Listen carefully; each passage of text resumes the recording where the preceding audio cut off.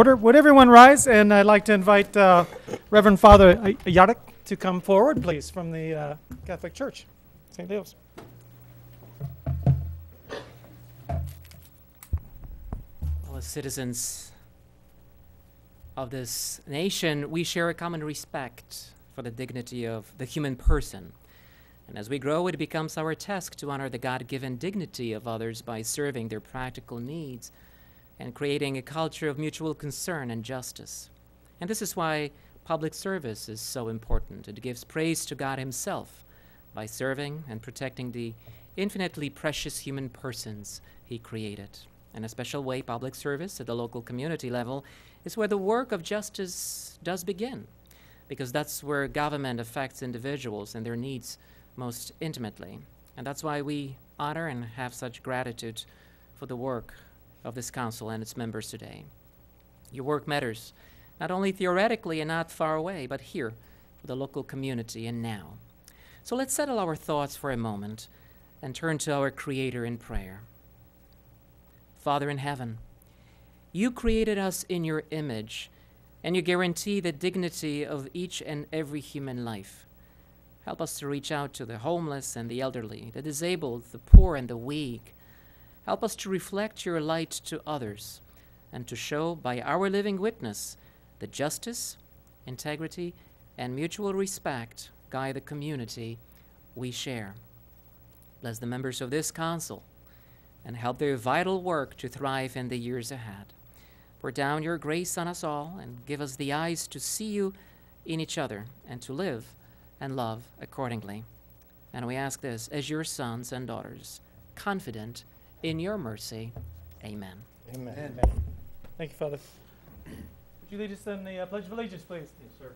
I pledge allegiance to the flag of the United States of America and to the republic for which it stands, one nation, under God, indivisible, with liberty and justice for all. All right, roll call, please. Councilman McIntosh? Here. Councilwoman Martin? Here.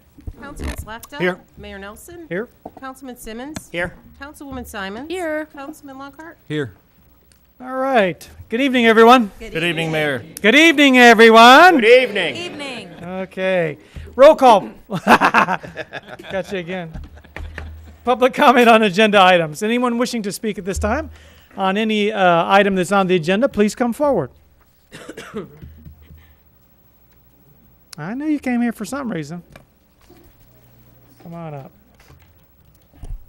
Yes, Alex Grant, former city councilman and former member of local planning agency, and I'm speaking to city manager's report, item number 12D.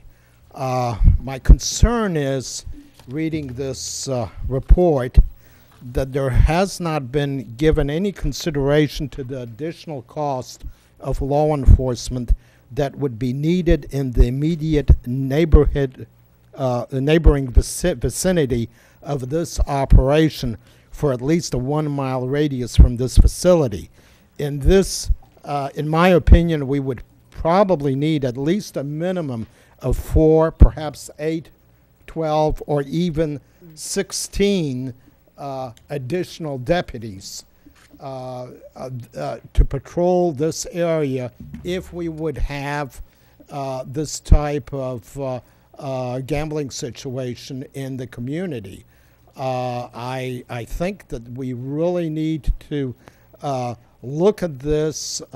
We could contact the public safety director in Atlantic City, New Jersey, and for recommendations, but I think it would well behoove us to look at this and maybe discuss this, how this would affect the operation and what sort of funding we could expect for additional law enforcement from the gambling industry in Bonita Springs.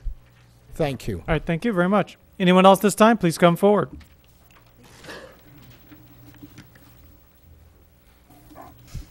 Good evening, Rick Steinmeier. Dog track issue again.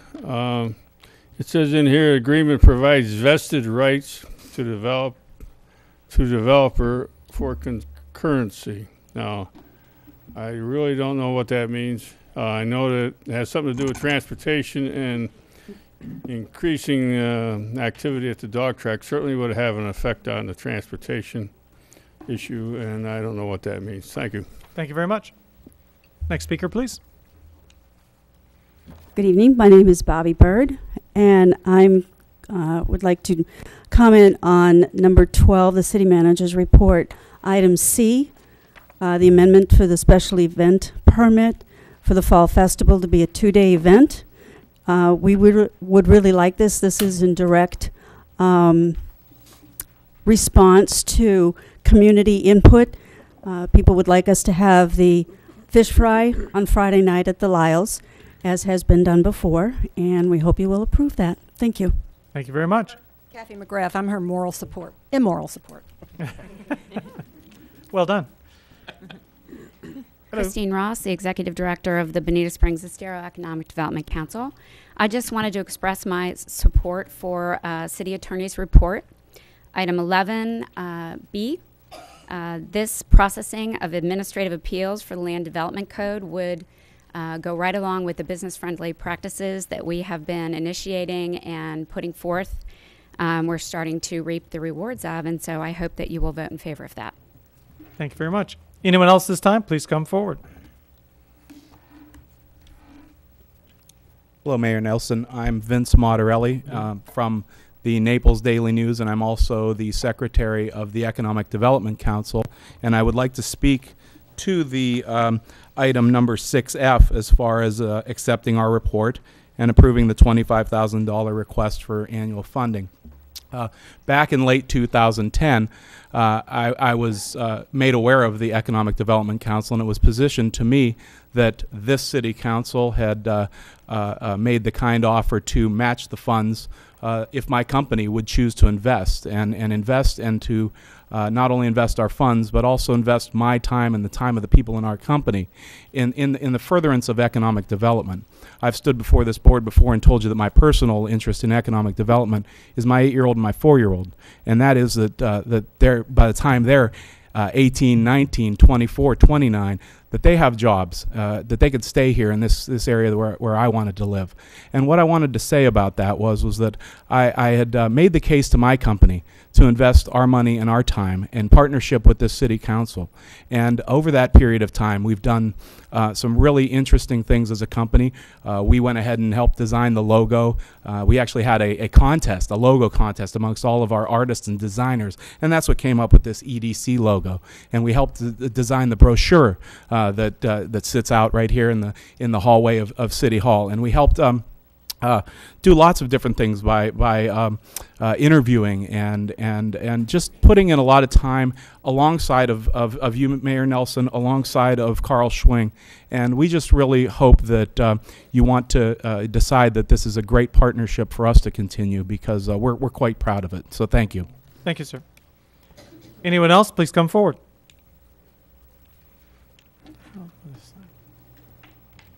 Good afternoon. My name is Mike Bodie. I'm here hoping for approval for, I believe it's item 7K. This is an opportunity for the Bonita Springs community to host the United States Army Jazz Band. They only come to the area once every 2 or 3 years. They are the official ambassadors of the United States Army Field Band. We have the opportunity to bring them here Tuesday, April 9th, which is a few days before Celebrate Bonita, but I think it would be a perfect tie-in. It would also be a unique opportunity, and I think it would be a wonderful evening for the citizens of Bonita to enjoy a free event featuring some fantastic music. So, thank you very much. Good deal. Thank you, sir. Next speaker, please. Hi.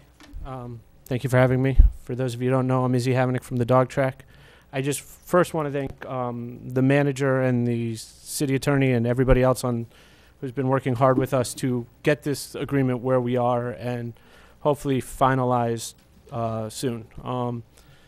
I'll be here for questions, as you all will hopefully have, or I'm around for, in the future.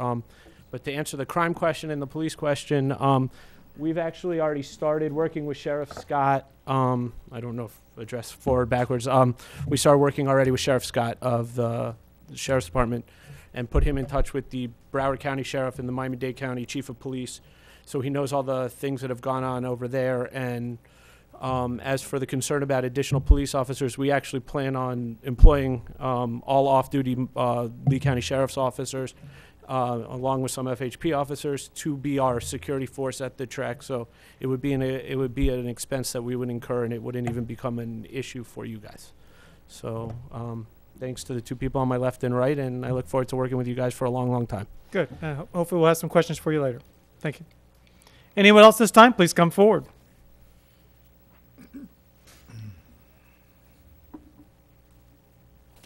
Good afternoon. My name is Carla Eubanks. I'm actually here on behalf of my son, Ian Eubanks. He's not able to be here today because he's in the Coast Guard and his ship is currently at sea. Carla, go ahead and hold the microphone down and talk right in the microphone there. Oh, I'm there sorry. you go. It's hard. Yeah, there you go. We have a proposal for a permit application this afternoon for a haunted walk to be part of Bear's Halloween in the Park event this year. We got involved because a few years ago my son decided it was time to take our annual Halloween event to a bigger level and make it something that we could raise funds for charities. And it has escalated into a week-long event that is on our property. He takes months to plan and develop the layouts and so on, and has his own website, pumpkinkingproductions.com. He puts out flyers, and by the end of the week we generally have between 250 and 300 people come through, and we've collected a little over $1,000 for a local charity. The last 2 years it's been St. Vincent de Paul. This year we've been given the opportunity to work with Bear and expand on their Halloween in the Park project and do a haunted walk in Railroad or Depot Park, call it Railroad Park, in Depot Park. We propose to start Saturday the 27th and run through Halloween. I don't know if you've read the proposal yet, and it's going to involve 12 sets, and we're really excited about it. It's a fun event and gives us the opportunity not only to be involved in downtown Bonita, which we are very excited about. I grew up in the area, so I feel a connection, but also all of the money that's raised is going to go to Bonita Assistance. So we're really looking forward to it, and we really appreciate your attention and approval of our proposal. And if you have any questions, I'll be more than happy to address them. Thank you very much. Anyone else like to speak this time? Please come forward.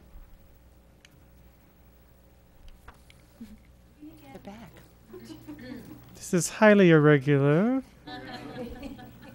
And irrational. We'll see. My name is Bobby Bird. And I'm Kathy McGrath, Special Events Committee. But I'm not speaking on behalf of the Special Events Committee right now. I'm talking about the haunted Halloween thing. They made a proposal to us about this. It's very professionally done. I think it's be a great addition to bringing fall into downtown Bonita Springs. And I really think that however we can help them, we ought to. It's a great idea, and being that it benefits the assistance office, I just think it's a win-win all the way around. Thank you. Thank you very much. Anyone else completely different would like to come up at this time? With only one head? Oh, that's true. Good evening, Mayor and City Council members and staff. Terry Lemaine for the record. I would like to echo what those fine two unique ladies just said. The presentation that the Haunted House representatives did give to the Special Events Committee was very professional, and I think it would be a very nice asset to add to our Fall Festival, which is upcoming this October. So, and all that said, I would also like to thank city staff for their recommendation under Carl Schwang's report to amend our special event permit, which was originally asked to be a one-day event. We would like to change that to be a two-day event for Riverfest, our fall festival, for October 26th and 27th. So I thank you for your time and consideration, not only with the Haunted Walk presentation, but also with amending our special event permit to be a two-day permit. Thank you very much, and have a wonderful meeting. Thank you very much. Well done. Anyone else this time? Please come forward. Seeing none, we'll go ahead and go to proclamations and presentations. We got one more. Oh, we got one? Oh, yeah. Yep. Again, highly irregular, but That's the nicest thing anybody said to me today. Yeah, so. that's a nice thing I ever said to you, isn't it? Yeah, I appreciate that. My name's. Please turn on the green light here. Okay, all right. I got places to go. John Spear, 25720 Creek Bend Drive, 30-year resident of Bonita Springs, 30 years in business, 4 years up with you guys on City Council through last February. And recently I've been appointed to the EDC board, and I'm here to talk about that today. Last year, about a year and a half ago, we talked about a strategic plan, and we sorted out 5 strategies or important issues for the city. The top 2 were downtown redevelopment and economic development. The EDC, in partnership with the city, has taken steps to really sort of facilitate that economic end of things. Short term, I think the goals of the EDC and of the city in the strategic plan were to create jobs in this horrible recession that we're hopefully starting to bump out of, and also to fill the vacant commercial space. We have 35% vacancy rate when we started talking about the EDC 2 years ago. More long term, we really need to avoid a similar downturn like we've had by expanding our diversity to include higher paying, higher quality jobs rather than just build for people that want to live here and take care of people that want to visit here, tourism and residential development. We're starting to see success. I hope you got the same chills I did last week when you read the testimonials we saw in the paper from the growing room when they talked about our community. Now, they didn't talk about the EDC, they didn't talk about the city government, they didn't talk about the fire department, they didn't talk about BSU. They talked about all of us, and they talked about the collective effort that all of our community made to welcome a group that's going to have $1 million plus payroll, create construction jobs short term, but create high quality jobs and really quality for the kids of our community. And that's a good first step. But what that gentleman said about being so welcome to this community is really what I think we all talked about. This economic effort is a private-public partnership. We have city staff working, we have chamber EDC staff working, we have private sector volunteers like myself and the bunch of us on the board that are sitting behind here, some of which have spoken today and some of which haven't. We have private businesses, including myself, investing in the EDC, my money, not city money, not taxpayers' money. And we've had the city money that's really got us going. I'm committed to go forward, and I think this city council, as I said previously when I sat up there, needs to step up and strongly endorse this effort and really tell the world that this is a place that's business friendly, that expects high quality, but you bring us high quality jobs, and we'll work with you and make it work. This is the end of some very tough economic times. This $25,000 that's being asked for isn't charity. It's really to invest in our future and the future of our community. I'm committed going forward to working to increase accountability, transparency, all that sort of stuff. But we need to keep after it, and please support this $25,000, and we'll work and make this a better community than we have right now, which is a pretty darn good place to begin with. Please take care of this. Thank you. Thank you very much. Anyone else this time like to speak? Okay, seeing none. Would Beverly Duncan Wagner, are you here? Oh, there you are. Are there any other members of the DAR which would like to come up this time?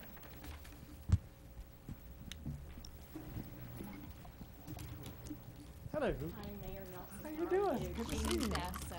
Beverly Wagner was unable to come. How you doing? Hello. Hello. Hello. Hey, Susan. Hey, Susan. Kathy Reardon sends her regrets. See ya. One last night, awesome. The whole thing. Wait, we'll have him play it backwards, so she has to, never mind. This is the proclamation. It says, whereas the Constitution of the United States established the foundation for the success of our nation through core beliefs such as popular sovereignty and limited government, and whereas September 17, 2012 marks the 225th anniversary of the drafting of the Constitution of the United States of America by the Constitutional Convention, and whereas it is fitting and proper to officially recognize this magnificent document and the anniversary of its creation, and whereas it is fitting and proper to officially recognize the patriotic celebrations which will commemorate the occasion. And whereas Public Law 915 guarantees the issuing of a proclamation each year by the President of the United States designating September 17th through the 23rd as Constitution Week. Now, therefore, I, Ben Nelson Jr., Mayor of Bonita Springs, on behalf of the City Council, do hereby proclaim September 17th through the 23rd, 2012, to be Constitution Week, and ask that all citizens of Bonita Springs reaffirm the ideals the framers of the Constitution had in 1787. Thank you so much for everything the DAR does, and I'd like to present this to you. Everyone, please give them a hand.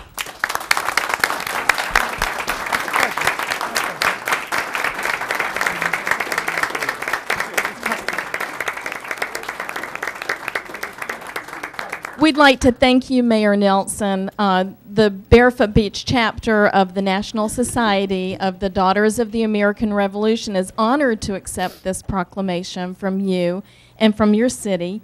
We appreciate everything that you do. You've been a supporter of the daughters, and we really appreciate everything that you and your council do and the service that you give your people. Thank you. Thank you so much. Thank you. And now everyone gets a picture of the mayor. Ready?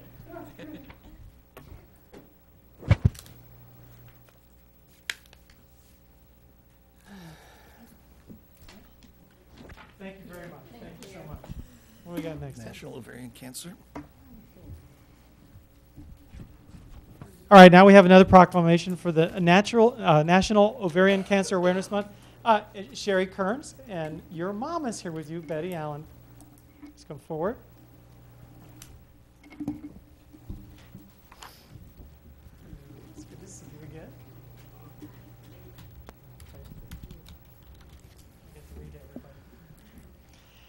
Whereas ovarian cancer continues to have one of the highest mortality rates of any cancer, and it is the leading cause of cancer deaths among women in the United States. And whereas ovarian cancer is a serious and under-recognized threat to women's health. And whereas the Florida Cancer Data System, the statewide cancer registry, reports approximately 1,500 new ovarian cancers per year since 2000. And whereas there is a cause for increased concern as the population ages because of advanced age is one of the known risk factors for the development of ovarian cancer. And whereas with early diagnosis and specialized care, survival rates increase dramatically. Treated in its earliest stages, the 5-year survival rate is now 95%. And whereas with early diagnosis, raising public awareness about ovarian cancer by educating women, healthcare professionals, and the general public about the risk and symptoms of ovarian cancer can lead to early diagnosis and save women's lives. And whereas each year during the month of September, the Ovarian Cancer National Alliance and its partner members hold a number of events to increase public awareness of ovarian cancer. Now, therefore, I, Ben Nelson Jr., Mayor, on behalf of the City Council and the City of Bonita Springs, do hereby proclaim the month of September 2012 as Ovarian Cancer Awareness Month in the City of Bonita Springs. Ladies, I would hope you would accept this on my behalf and the City Council's behalf. Thank you so much. Everyone.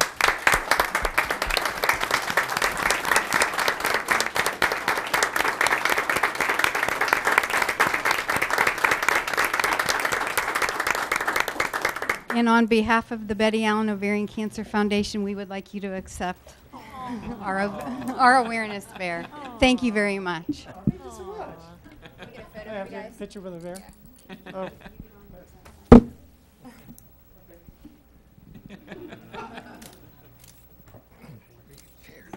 I already know that. That's for something else. Thank you so much. Oh. Thank you. Thank you very much. Thank you so much, Betty. Very, very much. Very important for us. Thank you. Thank you, Brian. Thank you for all your work. Okay, at this, Michael Reitman, you're here today, aren't you? Come on forward.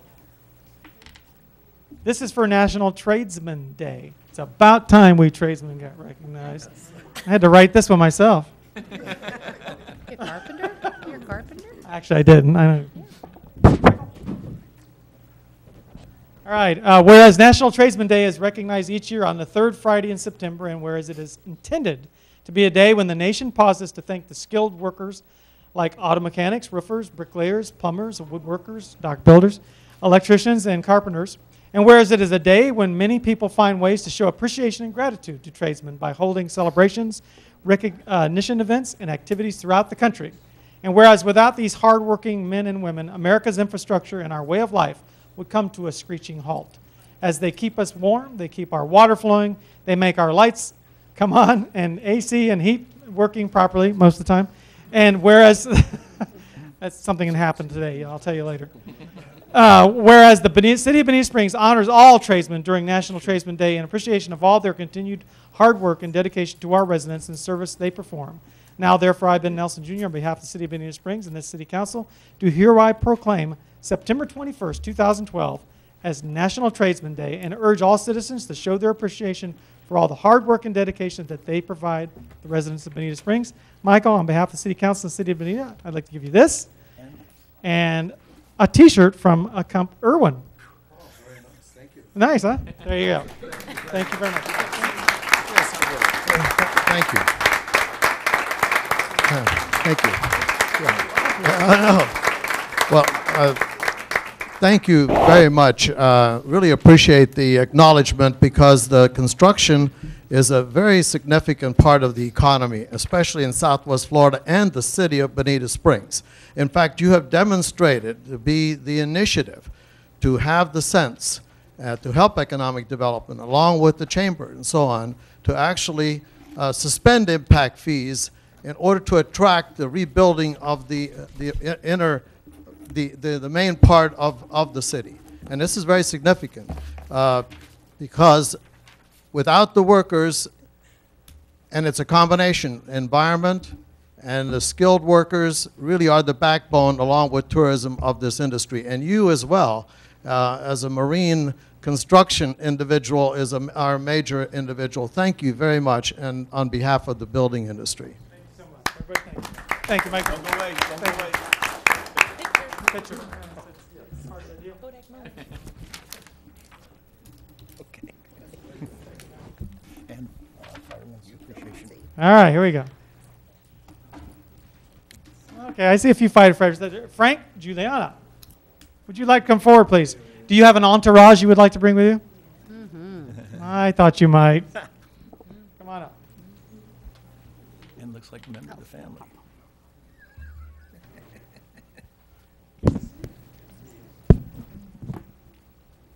And it's Kim and Becky. You're up there too. Come on up. Come on up.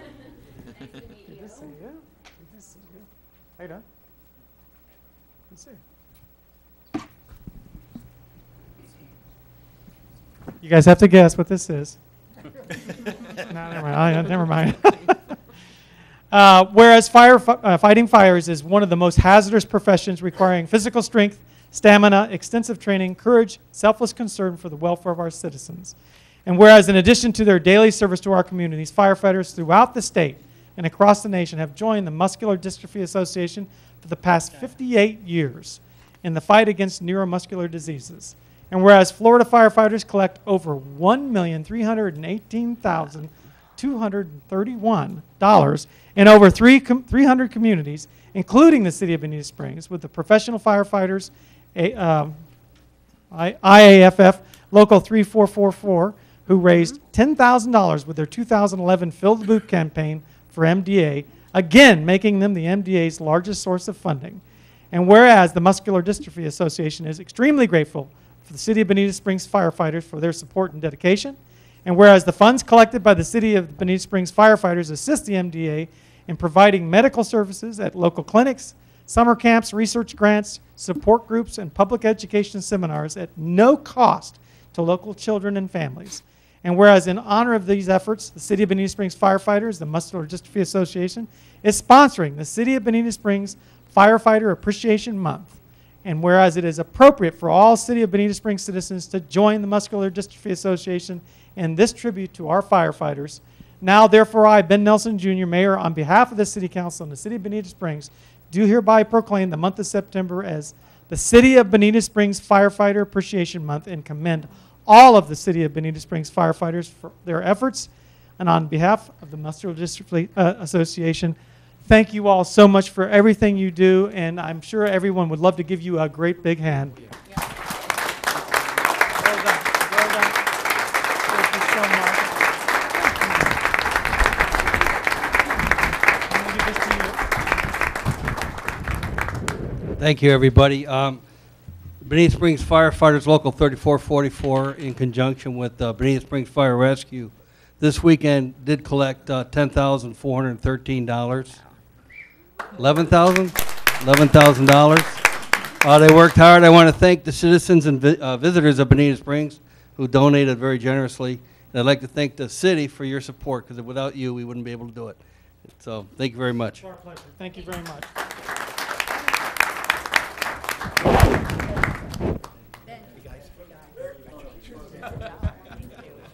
Thanks, guys. Wait. You're not done yet. Need something for the scrapbook here. Couldn't do without you. Thank you. Thanks for having me. Mr. Giuliano. Sorry. Sir, thank you so much. Oh, it's a lot. Yeah, I have to prove that you're actually here. Yeah. Great. You guys will just look right here. Thank you.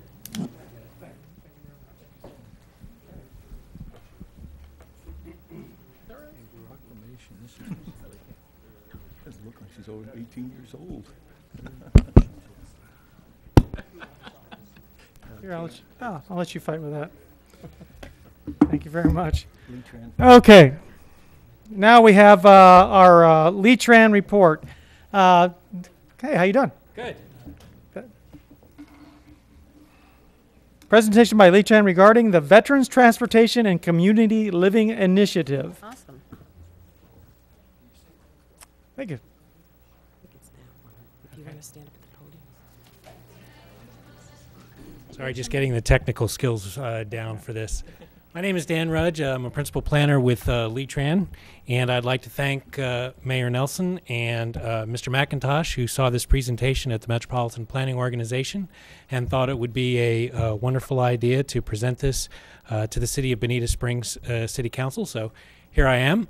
I'm here to talk about the Veterans Transportation and Community Living Initiative grant that Lee-Tran prepared and was awarded by the Federal Transit Administration with several community partners.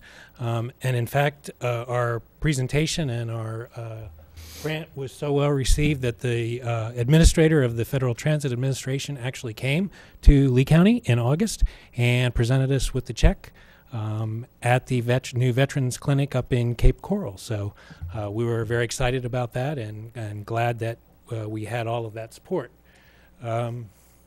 There we go. To give you a little bit of background, the grant that we received is funded by the Federal Transit Administration, and some of the parameters that they put on the grant, particularly for this year, was that it had to increase the mobility of veterans to access all of the needed medical services that are available throughout the county.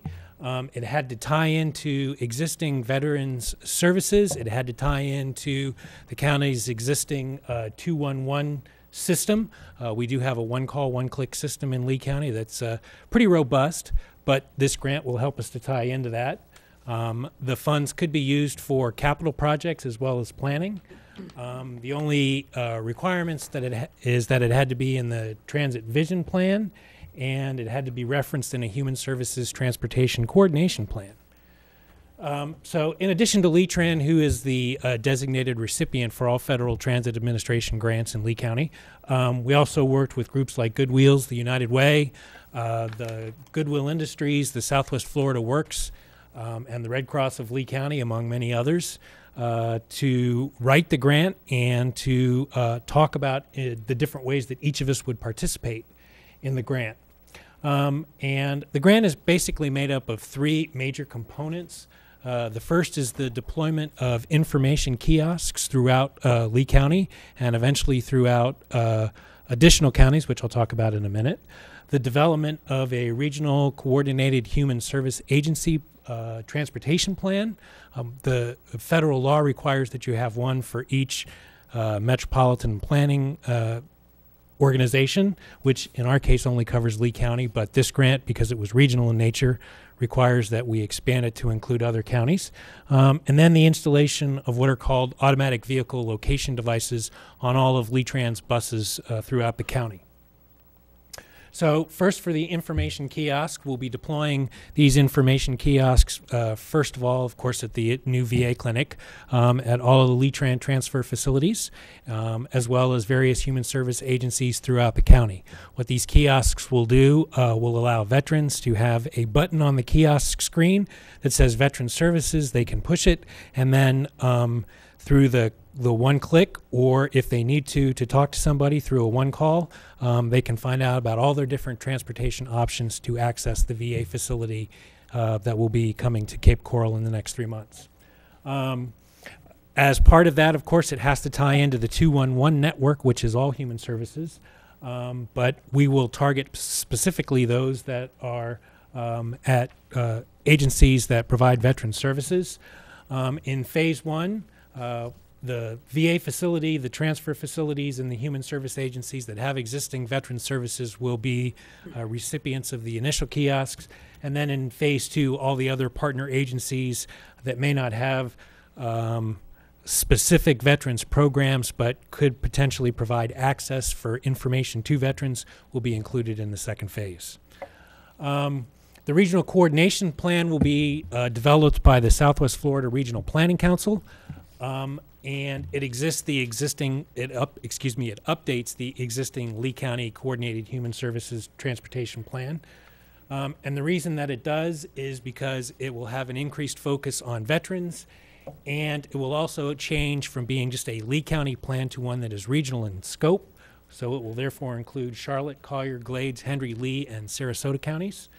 And we anticipate that this Coordinated Human Service Agency plan will reach out and help us to work with the approximately 68,000 estimated veterans that live and work in Southwest Florida by providing them information on how to access VA services. In addition, the automatic vehicle location system will allow us to purchase hardware and software. It allows us to install a location device on each one of our buses, but in addition, it allows us to post signs at specific locations, primarily at our transfer facilities and at the VA clinic, that tells passengers that want to use Lee-Tran exactly when the bus will arrive at the site that they're standing at, and it will do so through a wireless communication device. And we will also tie all of this information into these information kiosks that we will be deploying throughout the county and the region, so that they understand the availability of the bus network and when the bus that they would like to take will soon be there. To give you an idea of what the grant was for, it's a little over $1.3 million. There was a $327,000 match associated with that. However, the Florida Department of Transportation came up with the local match through what are called toll revenue credits. Every toll facility that they have, they get revenue from that, and so they can use those to match federal funds. The regional grant for the plan was $50,000. That does not require a local match. And we've taken the grant award through the MPO planning process.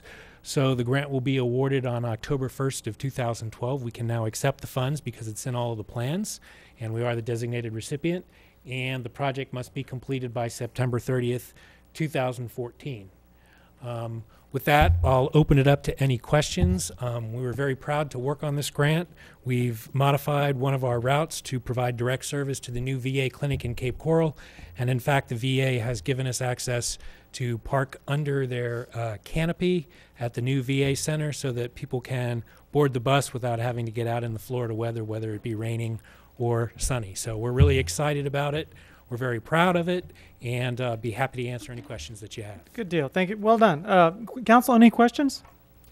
Go ahead, Steve. Not a question. I was aware of this through John Ebling, the Lee County Veteran Service Officer, and he just said it's a win-win situation all the way around, and I have to concur with him. So. Good. Thank you very much. Martha? I thought did you signal me? Nope. Anybody else have any comments? I have a question. Bill. On the grant capital funds, how long is that how long should that last? We have to expend all of that funding by September 30th of 2014. Thank you. All right, good And it's deal. not phased. It comes in, we get it as we spend it. All right, good. Any other questions? Thank you very much for the presentation. Nicely done.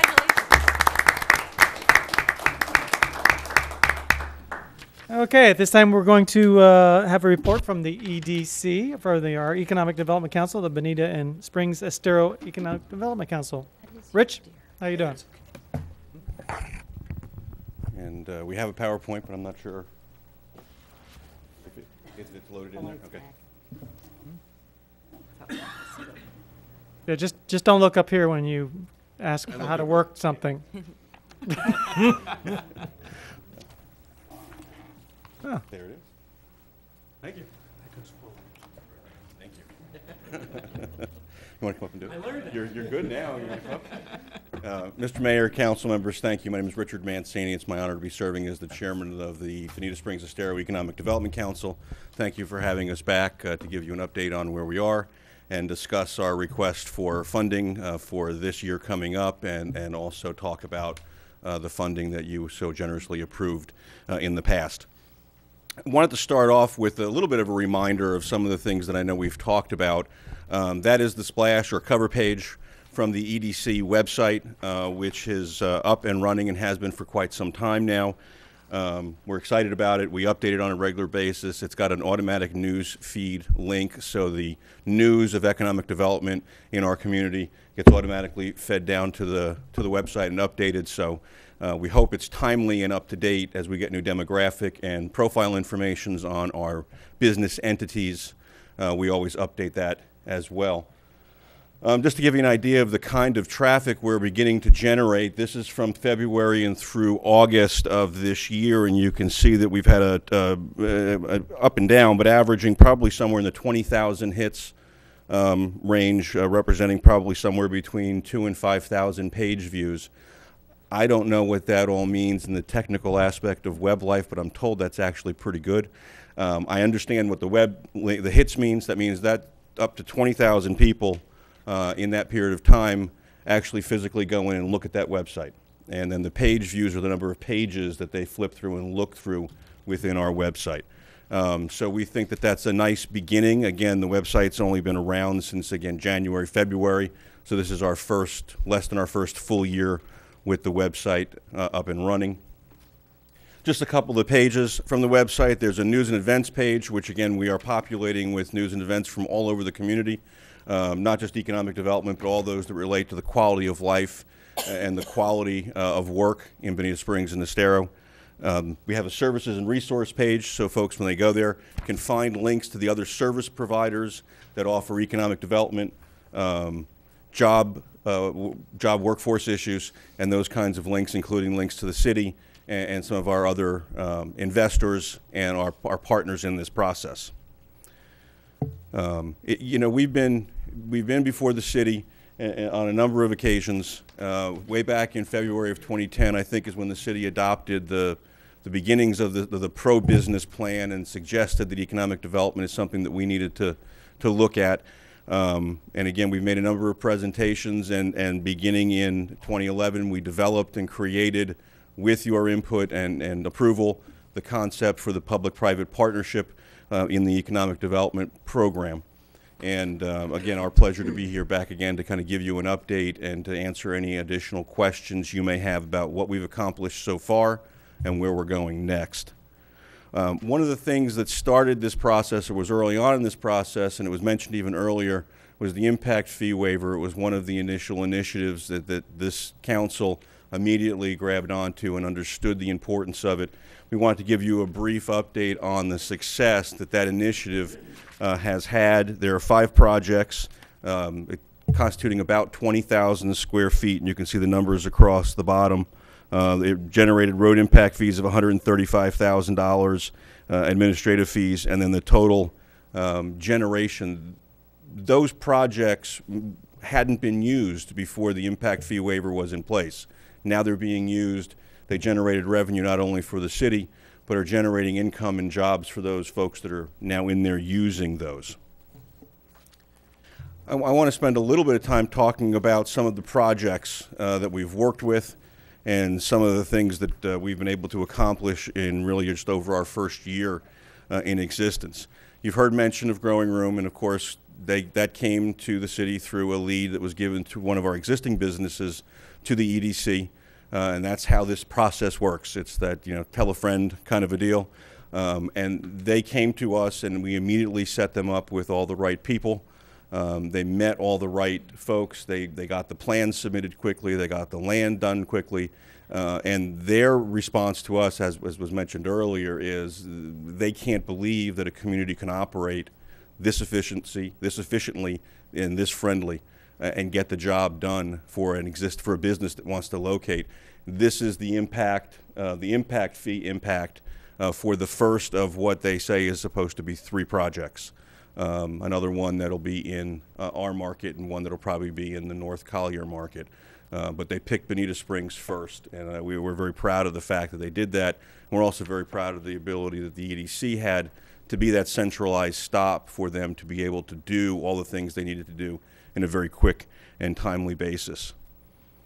The second project is an existing project. It's an existing building, and again, there are 5 new jobs that were created. And you'll see that it says 6 indirect jobs. And without getting too detailed, you'll see later in the quick presentation that there is a methodology used in economic development when determining what the impact of a job is.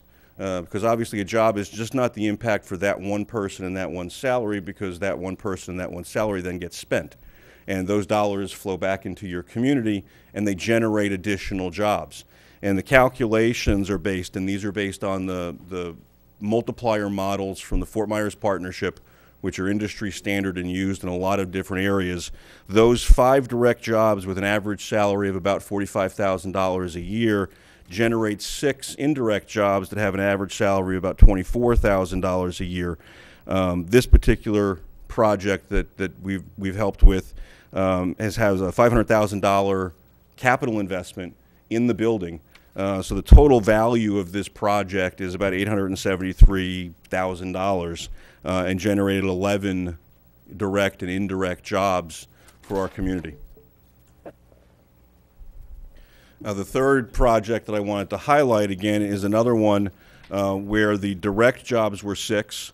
The average was $27,000 or just over $27,000 per job. So that calculation based on the multiplier created 4 additional jobs with the average of about $23,300. This particular one had a capital investment of $1.5 million.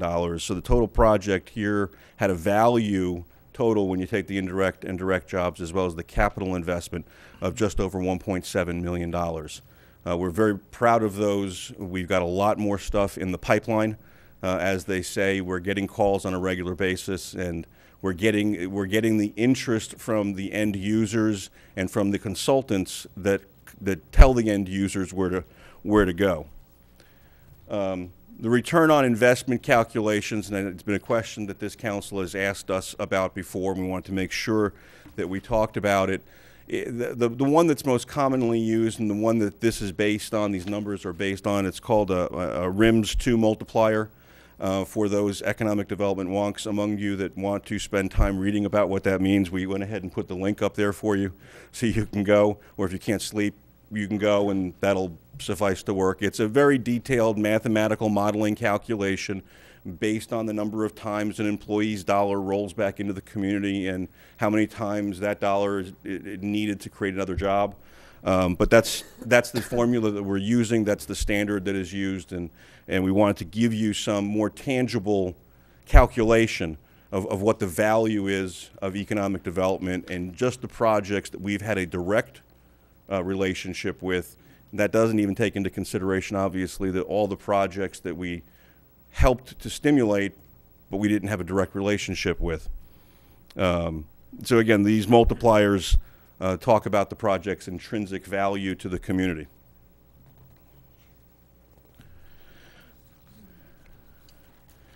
These numbers are from the city. Thank you very much to John and the staff for getting these to us. This is from November of 2011 through July of 2012, and you can see the numbers These are new businesses in Bonita Springs. And they fluctuate month to month, but there's 121 new business licenses in Bonita Springs during that period of time. Those account for, again, are reported, so these numbers are going to change depending on how quickly they grow. A reported total employment of 395 additional jobs. The existing businesses, and this is an interesting one because these are folks that are expanding or who are already in Bonita Springs and have moved to another location within Bonita Springs. We hope that that means that they're expanding because they're going into bigger space, and the increase in the number of employees seems to indicate that as well. So during that same period of time, 36 existing Bonita businesses moved to new space or expanded their existing space, and that generated an additional 164 jobs. So just as a quick summary, this is just a quick look at the summary counts. So 157 businesses new and expanding, over 550 jobs. And again, that's the reported numbers based on the permitting. And those numbers don't take into consideration, again, we don't know what the average salaries are of those 550 jobs, so we really can't do an estimated calculation of what the indirect job creation would be. But every time you create a job, you create an indirect job as a basis for creating that employment. One of the things that we have been very serious about and has been a big part of what we wanted to focus on, especially initially as an Economic Development Council, was existing businesses. And we wanted to make sure that the existing folks that are here are well serviced, well maintained. If they had issues, we could address them. If they had concerns, we could try to address them. And if they had some real positives, help us tell the story to their suppliers and other folks that work with them. And as part of that, we did the business retention and expansion survey.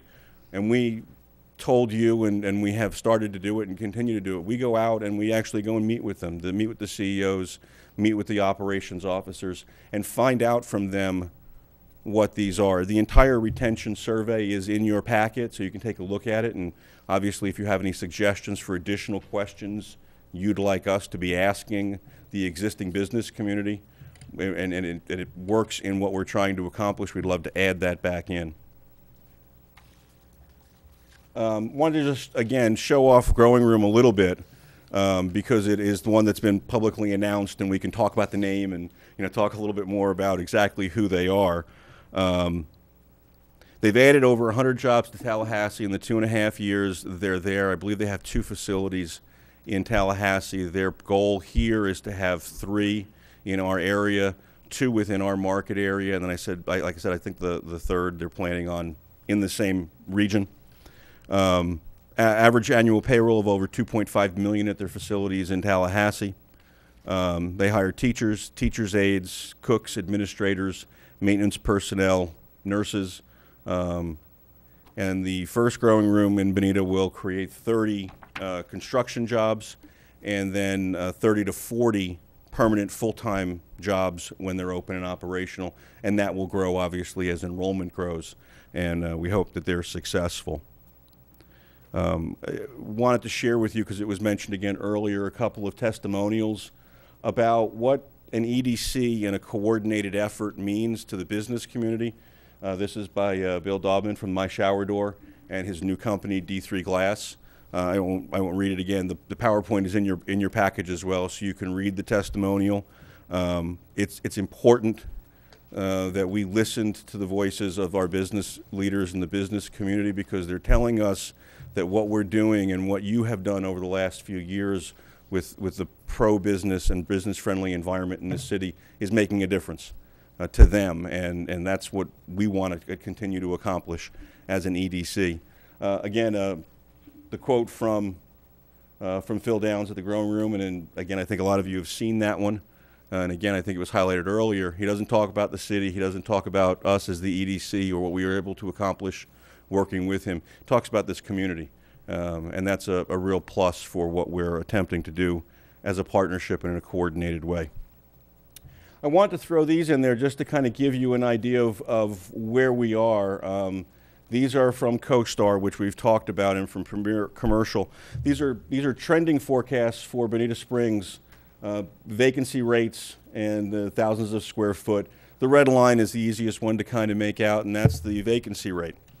And as you can see where we are right now, we started to absorb some of the empty space throughout 2012 and toward the end of 2011. If nothing else happens, and we don't work together as a community to continue to absorb that vacancy rate, it's going to stay above the 14% rate. And this is total, all three categories of vacancy rate. It's going to stay above the 14% rate for this foreseeable future. And this is the absorption and deliveries. Again, another way to look at it, these are the vacancy rates within Bonita Springs. And again, you can see that the line flattens out, and it is our goal with our investor partners, hopefully the city is one of those, to make that line drop down lower so that the absorption rate goes up. There's not a lot of expectation of delivery at this point in time. The market is pretty saturated when you're looking at 14 to 20% vacancy rates. Not a lot of folks running out there to build more commercial space until this number begins to go down. Once that absorption rate gets down to a good market area, you'll then start to see deliveries begin to happen again. Folks will start to look at building some more space or taking some of the older space that is not as marketable and upgrading it and converting it and putting it back into the stream.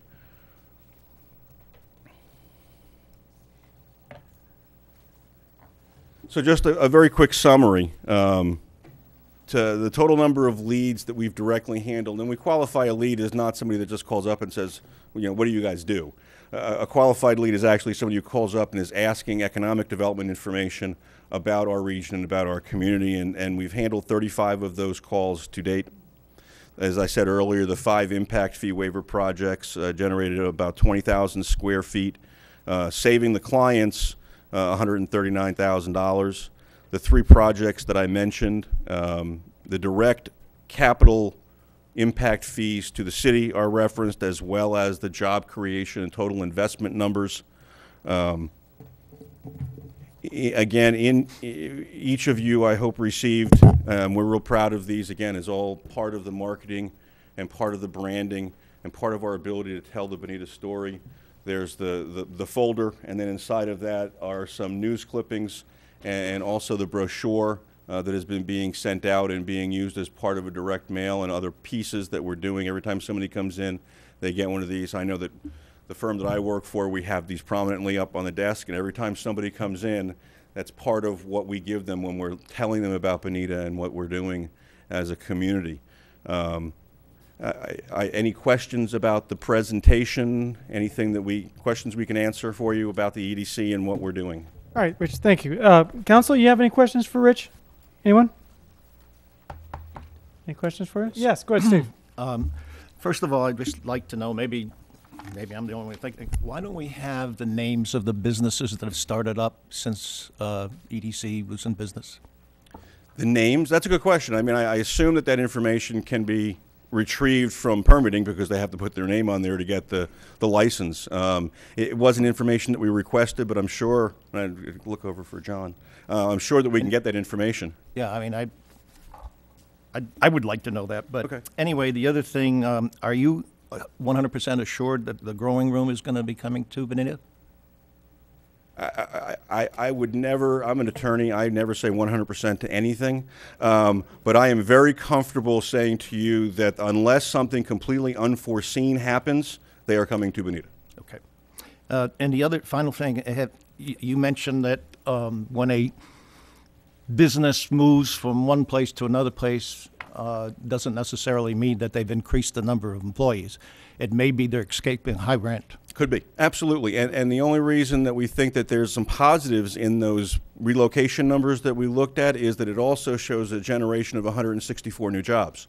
So those businesses did move. Not all of them created new jobs, but enough of them did that there's 164 positive net from that movement within the community. And that's something else I would have liked to have seen, is which businesses increased the number of employees and that kind of thing. Yeah. And we will absolutely check with staff, and you guys have a lot more pull with them than we do. But that's where the information about those license information data that I was showing you came from. And it may be more appropriate for that information to be shared not in a public forum. I don't know if that's, I don't know if there's any restrictions on that information being shared publicly. But if it's not, then we would love to include the names of all those businesses in what we talk about. Okay, thank Okay, good. Thank you. Any other questions? Bill? Going back to Steve's point, the 5 projects that you have listed on page 3, you know, is there a name attached to those? Is that the same question you asked, Steve? Well, yeah. Yeah. When did the EDC start? We incorporated in, I want to say, January 11 is when we officially became a 501c6. The EDC had been functioning as a committee of the chamber for about 3 years before that. Okay. And then we started functioning as an independent kind of task force group during the planning process in 2010. So you have two places that are in 2010, August 25th and September. Sorry about that. Let me get closer. So you've been in existence approximately 14 months, 15 months, something like that? As an incorporated 501c, yes, sir. And you have records of how many jobs you've created in that period of time, or is there some number? Yeah, the only projects that we can quantify for you that, yes, these are absolutely projects that we had a direct part of are the projects that I just went over with you. And what has been the cost to do that with the money that you received over the past year and a half? Trying to remember what the total budget numbers are. I don't have those. Our total budget, operating budget, was about $100,000 for the year. We didn't come anywhere near spending that. I understand. I had the financials. I just wanted to know if we I'd like to get on the same page with you, and I have received some information, but other than brochures, I mean, do you have employees, or what? I mean, I don't know. I see a number in the work, and I just don't. No, we don't have any. Don't have any employees. We contracted with the Bonita Springs Chamber of Commerce to be able to use their facilities and use their employees until we're at a point where we have the financial resources to hire our own. To go out and hire an executive director right now of any quality, and we've talked about this in front of the council before, you're looking at a $100,000 a year job. If we did that, we wouldn't have a budget to do anything else. So it made very prudent economic sense to grow into having our own staff and to contract with somebody to provide us with the administrative support we need to run the organization. Right now we are a volunteer-run organization with a contract to provide staff for us. So can you tell me why under contract services you have a certain amount of money that went back directly to the chamber? Well, That's what you just said, right? I don't understand the question. Yes, we have a contract with the chamber.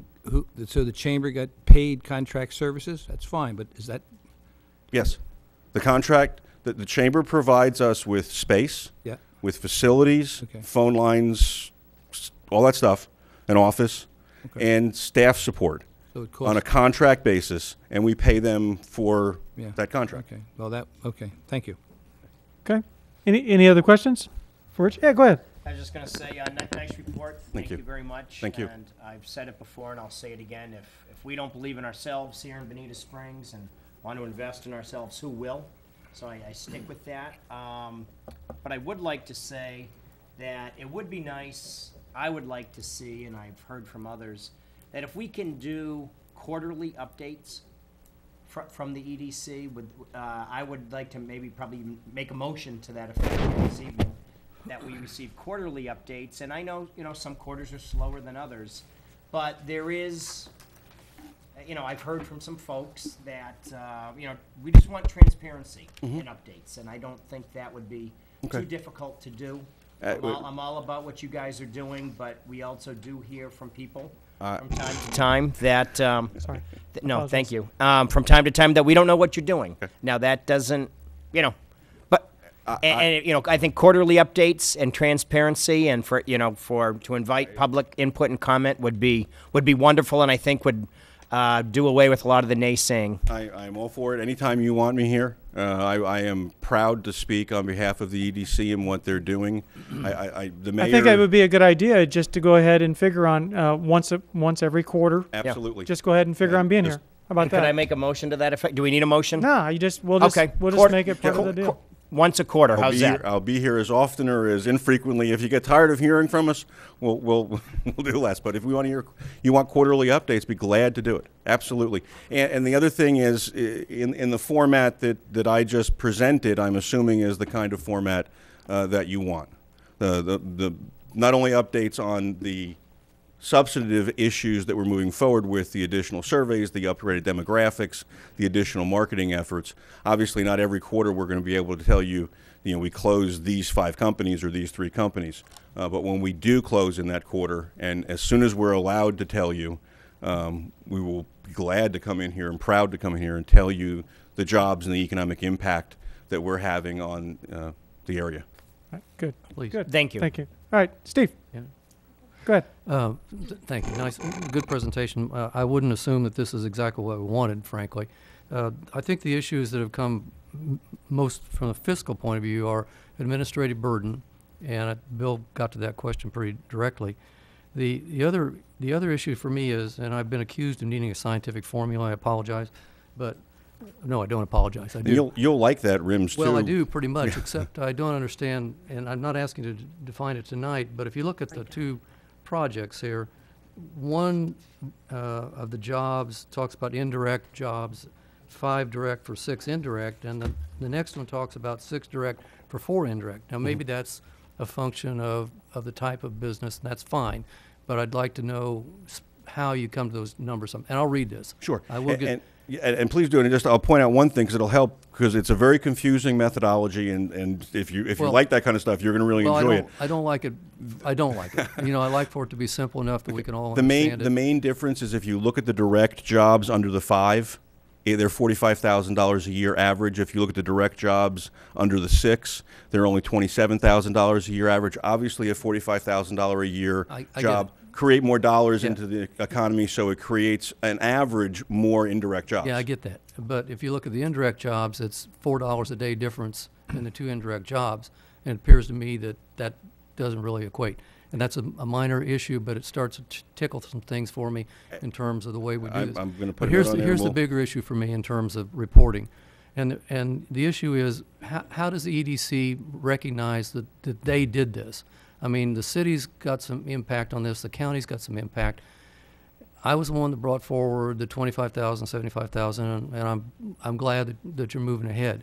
But I'd like to make sure that we clearly understand where taxpayers' dollars going if we are going to do that. So if you can create some sort of, and I've said first night we talked about it, if you can create some sort of formula that says we expect that the EDC probably does 65% of this, or in some way you've got to be able to do that in order to make me, at least, and maybe some other folks up here, comfortable that that's where the money is being best utilized. And maybe I didn't do a good enough job tonight, but that's what we were attempting to do. Those 3 projects that I specifically highlighted, those are projects that we had a direct hand in.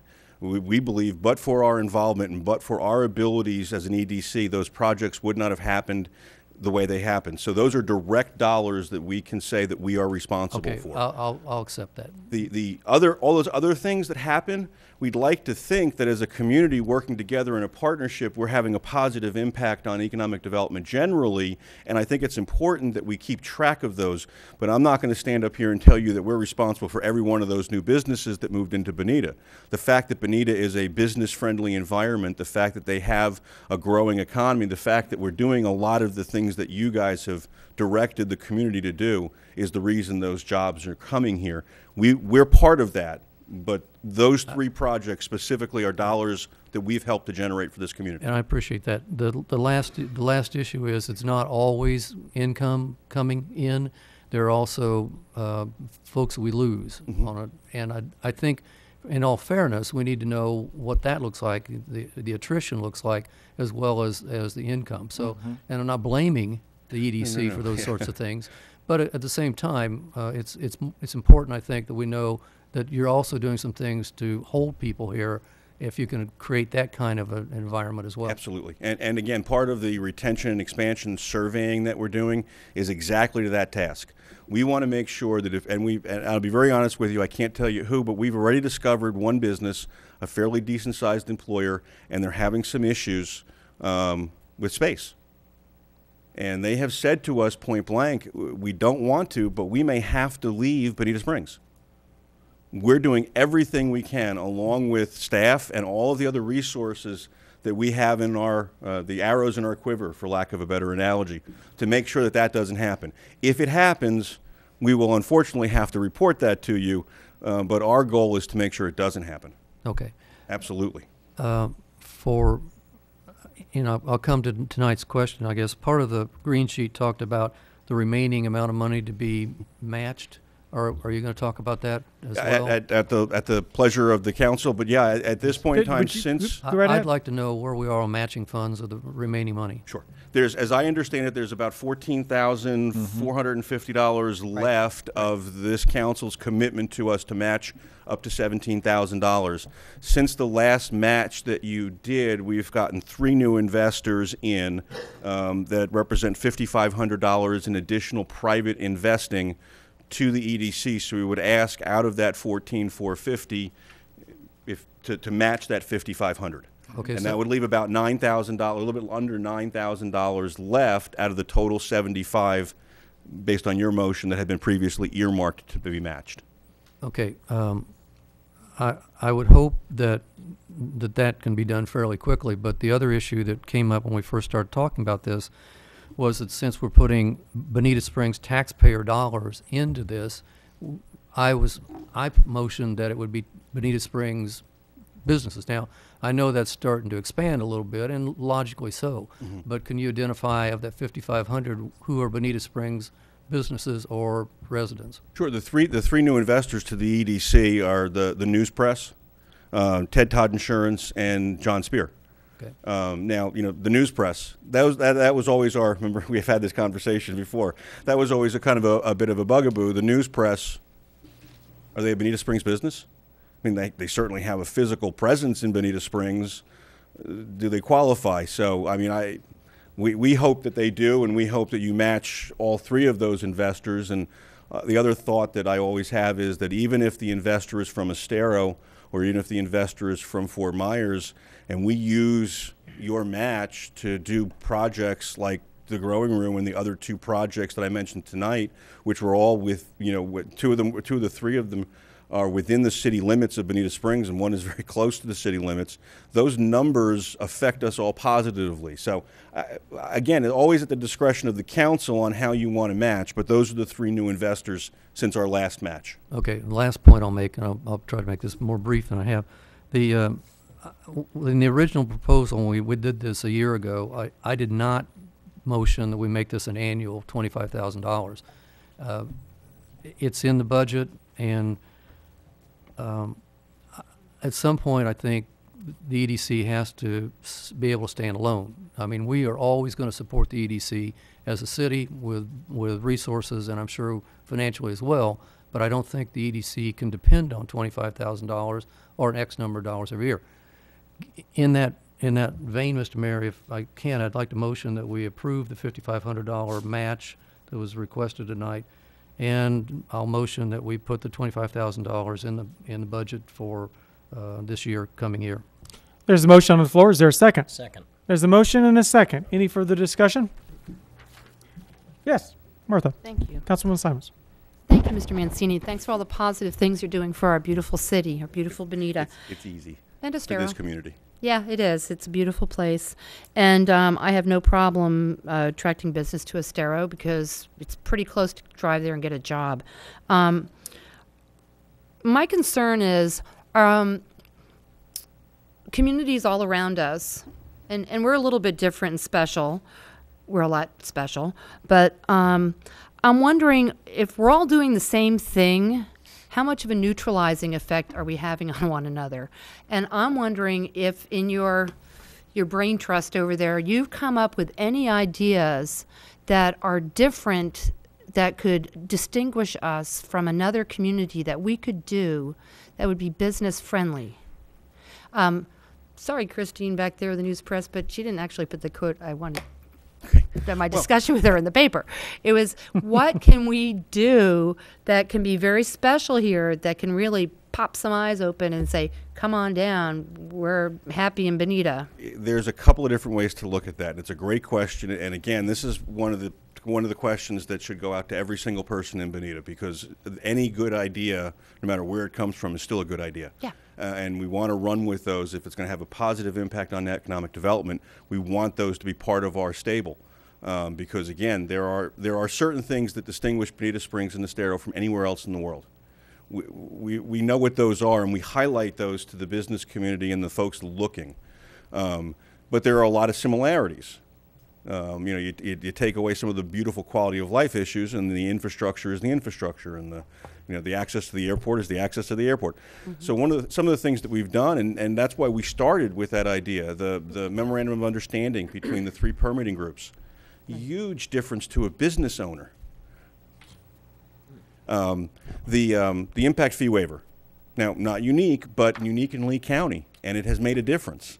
So those kinds of cooperative efforts with local government, the fact that you folks have voted unanimously now for a number of years to support economic development, to be a pro-business and business-friendly environment, that makes a difference. I got to tell you, when we sat down the first time with the folks from the growing rooms, we gave them this is a great place to live, and here's all our data, here's what we're going to do for you, here's where we're going to go. And we said to them, we want you to know this is a business-friendly environment. When you start dealing with the local government, you are going to find them to be unique as compared to other local governments that you've had to deal with. And you were. Your staff was. And that makes a huge difference. There are other things that we're talking about. I mean, just because you have a website and just because you have a brochure, well, what do you do with them? What drives traffic to them? And my experience in economic development from years ago, and the folks that I still know in economic development, is we're going to focus on the folks that drive the end users instead of going after the end users. Go to the consultants, go to the site selection folks, make sure they know the Bonita Springs story, because if you get 1 or 2 of them to be cheerleaders on your behalf, you've just now contacted 40 or 50 potential leads that you would never get to on your own if you go to a convention and just sit there and hand out brochures. The brochure is an important part of what we do, the folders, the website. It's how you get that information into the hands of the end user that's going to be the most important. And other creative ideas from the city. I know that at the Economic Development Workshop, some things were talked about. About using some other resources the city has to create more incentive in different areas that are unique to Bonita Springs. We love that idea and want to participate with you to figure out how best to use those resources. I probably spoke way too long to answer your question, but... You're talking to somebody about speaking too long? Okay. Martha, if I could just anecdotally also say to you, the people that have been calling into the offices are doing their research.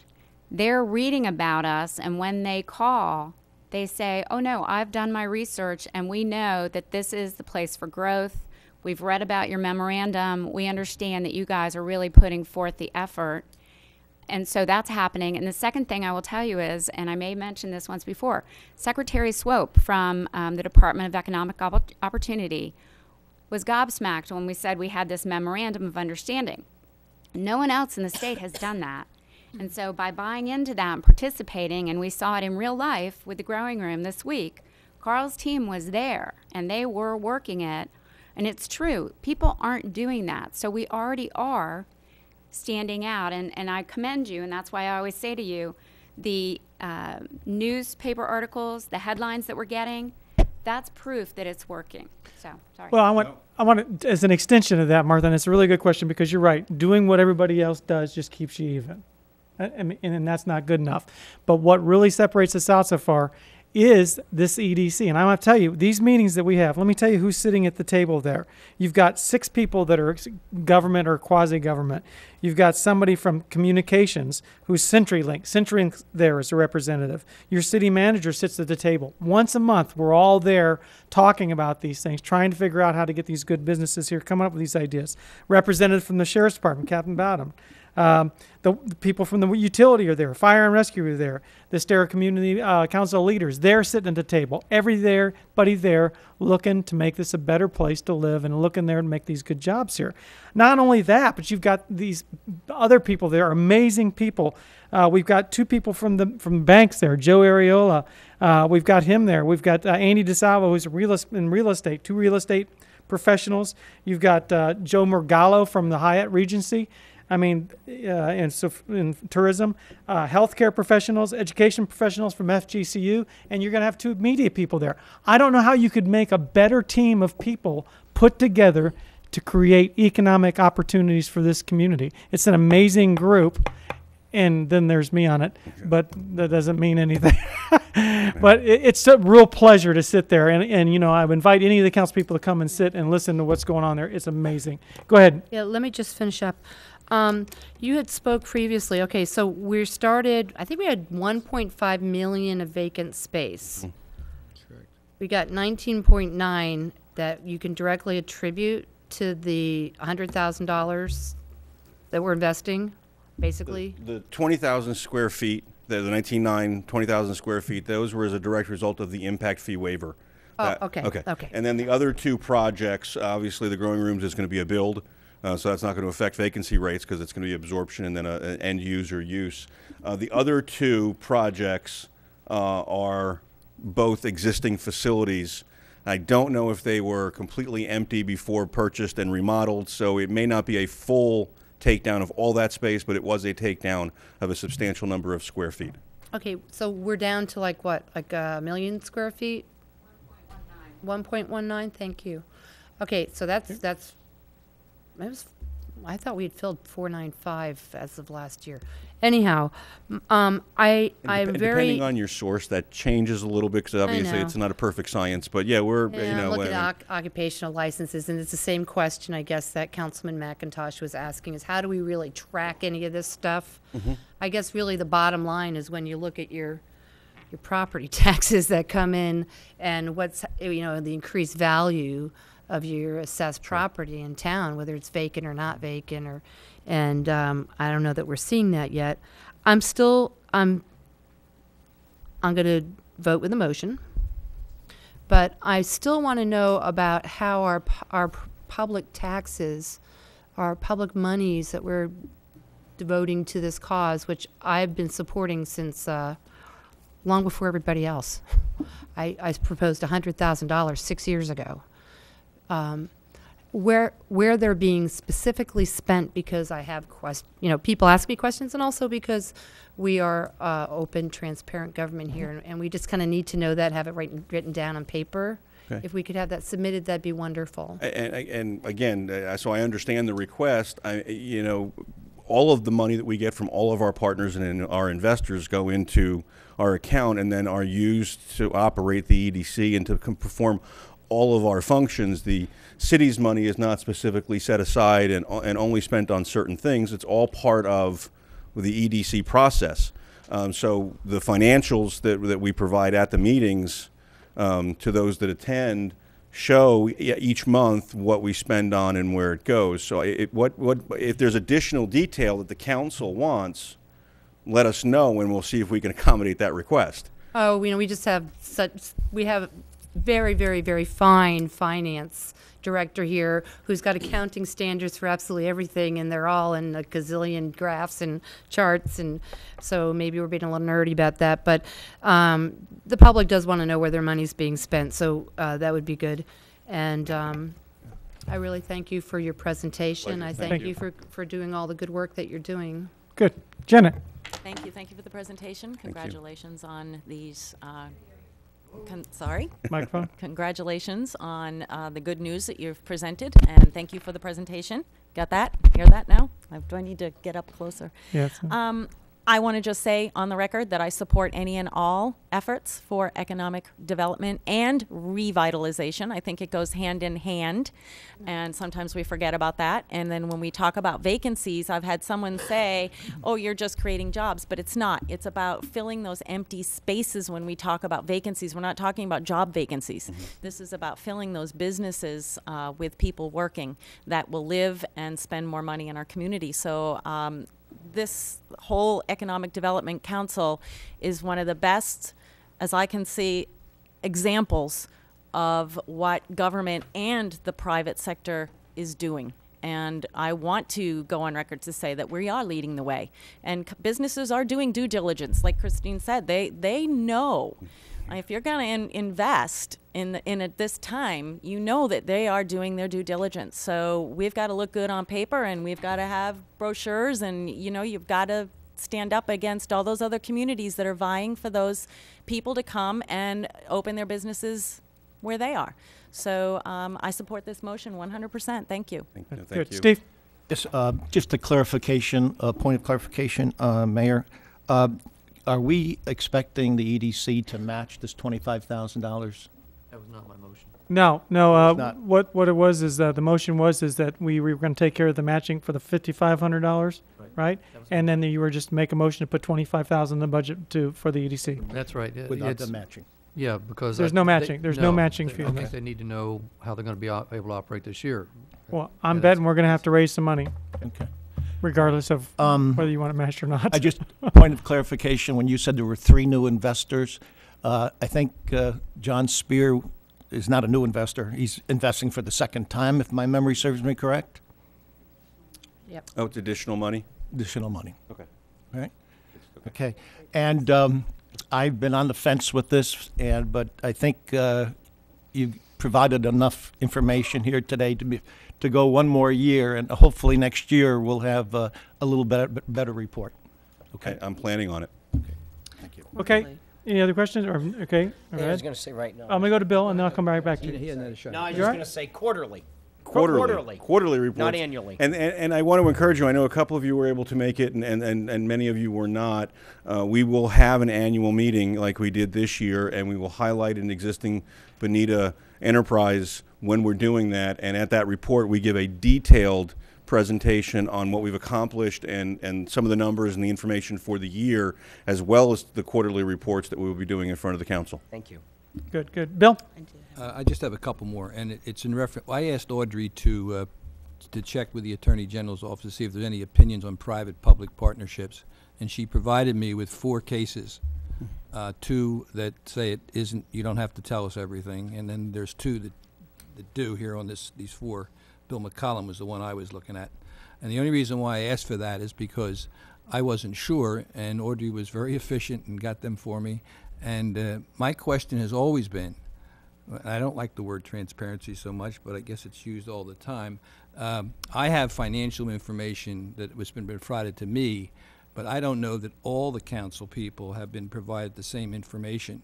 And I think it's very important that you, as a committee, make sure that all 7 people get the same information within a close time frame, because that has not happened, at least to my knowledge. And then you have the doubters out there that are asking, what are we doing giving this money? And then we have a partner in this with Estero. Are they going to do something this year? Have you heard any? Is there any I believe contribution? they've already, have they renewed yet? Has ECCL renewed yet? Yes, they have. Yeah, ECCL is already renewed, and they actually have created a group of our Estero investors who are doing nothing more but going out and making sure the business community in Estero invests and buys in to the program. We've got a number of new Estero investors over the last few months as well. I don't remember them off the top of my head. I do have the list. I mean, we can look them up. Christine, could we get a master list of all your investors beyond the ones we've had in the past? I mean, this is outdated rather. It would be very. Yeah, well, I haven't looked at the website, so I'll plead guilty to that. Okay. One clarification on your motion. You want to approve the additional amount, but you also want to give them another $25,000. Is that what you're saying? For the next year. Right. Already For this year. That's motion and second. next year. Next year.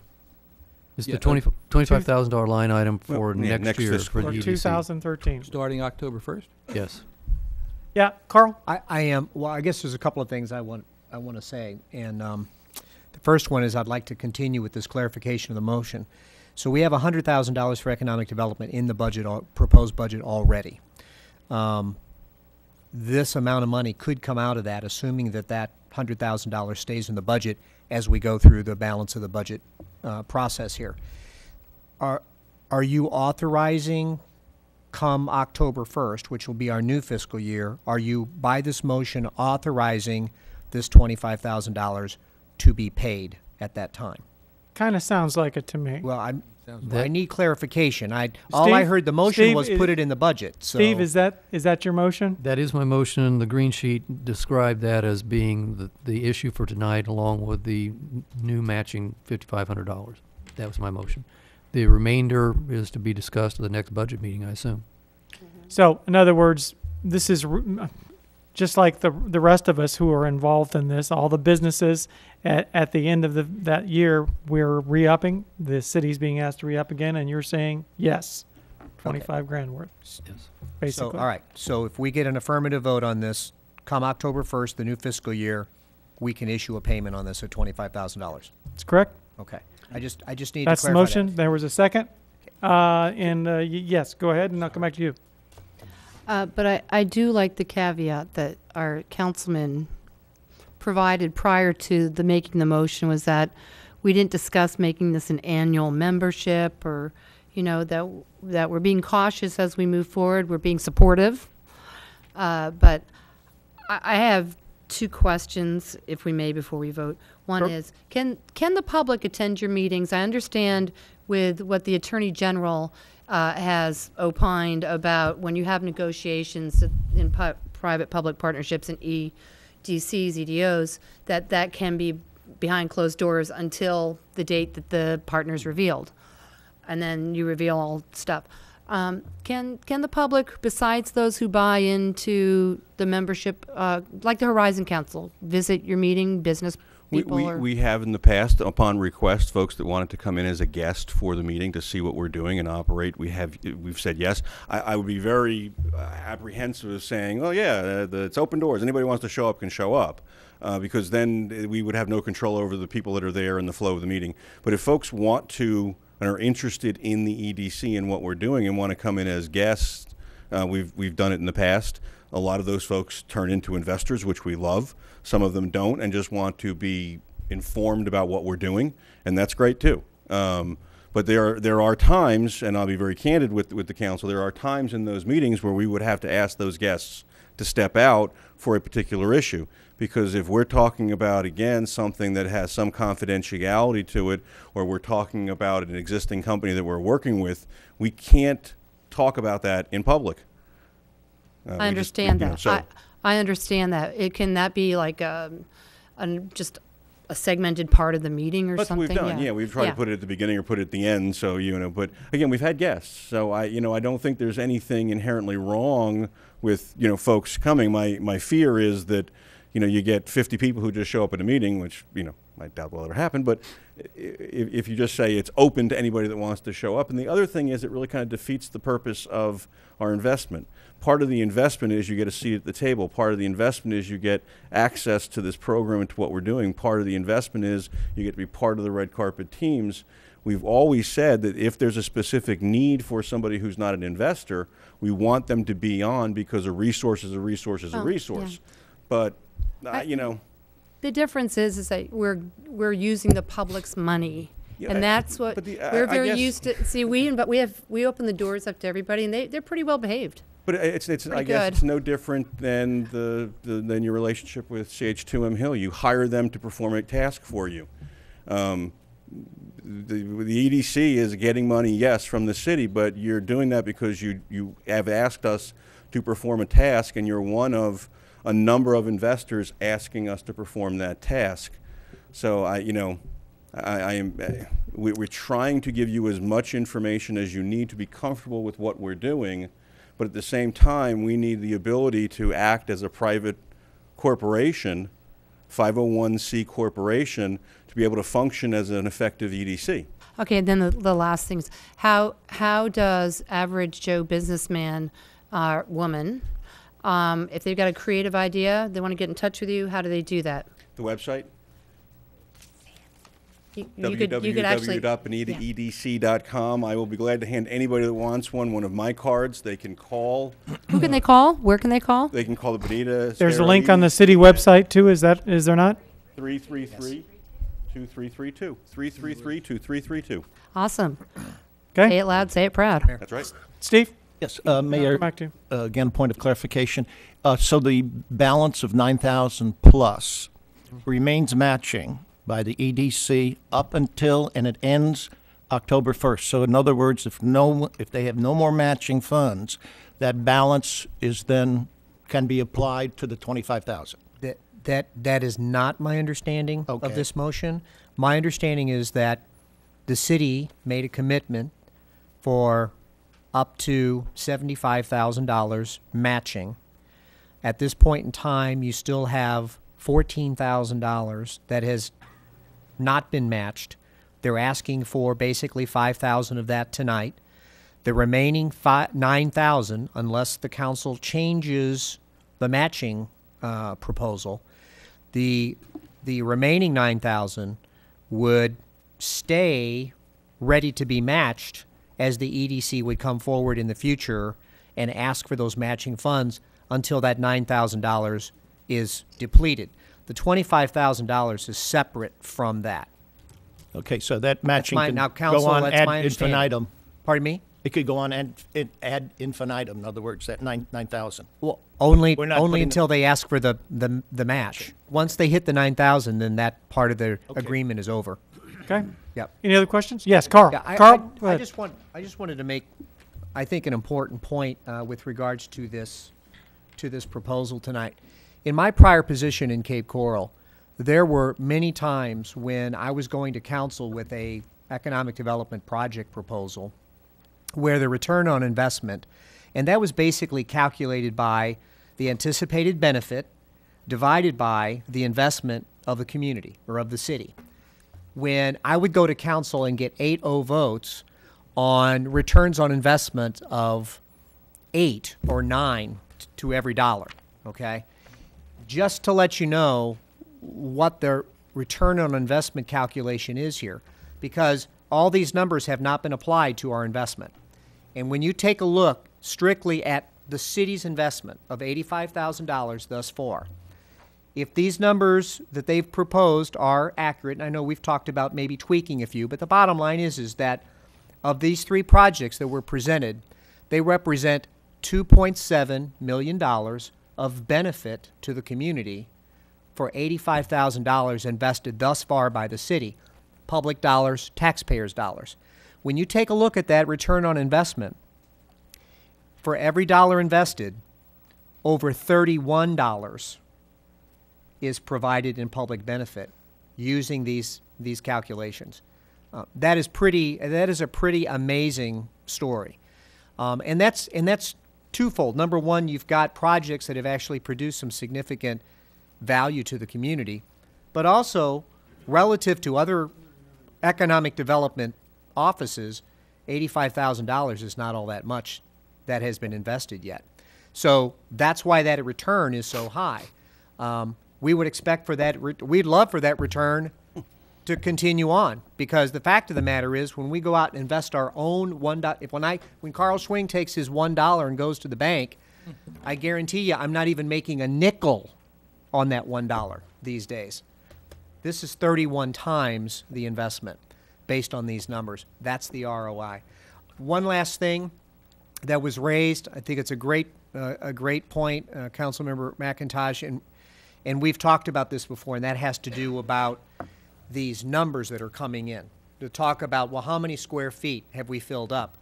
Well, all we're able to do is talk about gross numbers that we know somebody's come in, they've picked up 1,000 square feet of office space. That's a good thing. We report 1,000 square feet. Okay, the problem is we don't know if somebody next door has moved out and they had 1,500 square feet. So, and that information is very, very difficult to obtain. We've not been able to produce that in terms of number of square feet that people have left, and we've not been able to produce the number of employees where the businesses are leaving that 1,500 square feet. We don't know how many employees they had either.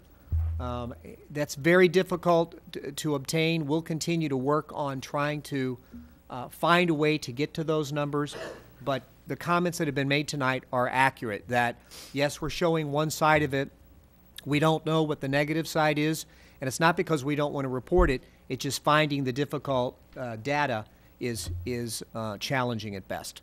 I just wanted to share that. Good, thank you very much. Okay, gang, if it's all right, we've got a motion and a second. We'll go ahead and do roll call. Councilwoman Martin? Aye. Councilman Slakta? Aye. Mayor Nelson? Aye. Councilman Simmons? Aye. Councilwoman Simons? Aye. Councilman Longcart? Aye. Councilman McIntosh? Aye. Okay, motion carries. Thank you very much. Thank you very much. Council, this is an amazing group of citizens that are working on this right here. Please, as council people, go to one of their meetings there. Go talk to them. Be proud. This is your economic arm. This is the face of your community out there and they're out there trying to make this community work, and they're doing a great job. I got to tell you, I'm really proud of them. So thank you very much. Ben, when Yes. are the meetings? They are the first Wednesday of every month. Second Wednesday. They are the second Wednesday. Why are you asking me? I'm the mayor. Second Wednesday, okay. Second Wednesday of every month. What time? What meeting have I been going to? Maybe they're not. Maybe they're not so good. What is the time on it? They're at 5, right? 3, 4? 3:30. 3:30. Again, the wrong meeting. Okay. Good. Okay. Moving right along. We are at the consent agenda. It's quite a lengthy one, so everybody take your time. Is there anything on the consent agenda that you would like pulled? Take your time.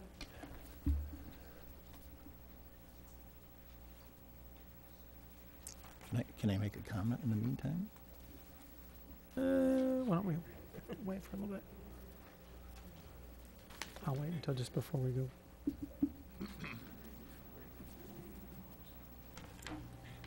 Councilman Slack, in the meantime, you had a comment. Yes, I'm very supportive of Kay, and I just want to let Mike know that's a great job you've done getting that U.S. Army band here. Thank you very, very much. It's a once in a lifetime. Okay, Council, do you have anything you would like to pull off the consent agenda? B. Item B. Bill requests to pull item B. Oh, wait a minute, I got some more. Is that the one? That's the sheriff's? Yeah. I'll make a motion to approve the remainder. Second. We have a motion to approve with remainder and a second.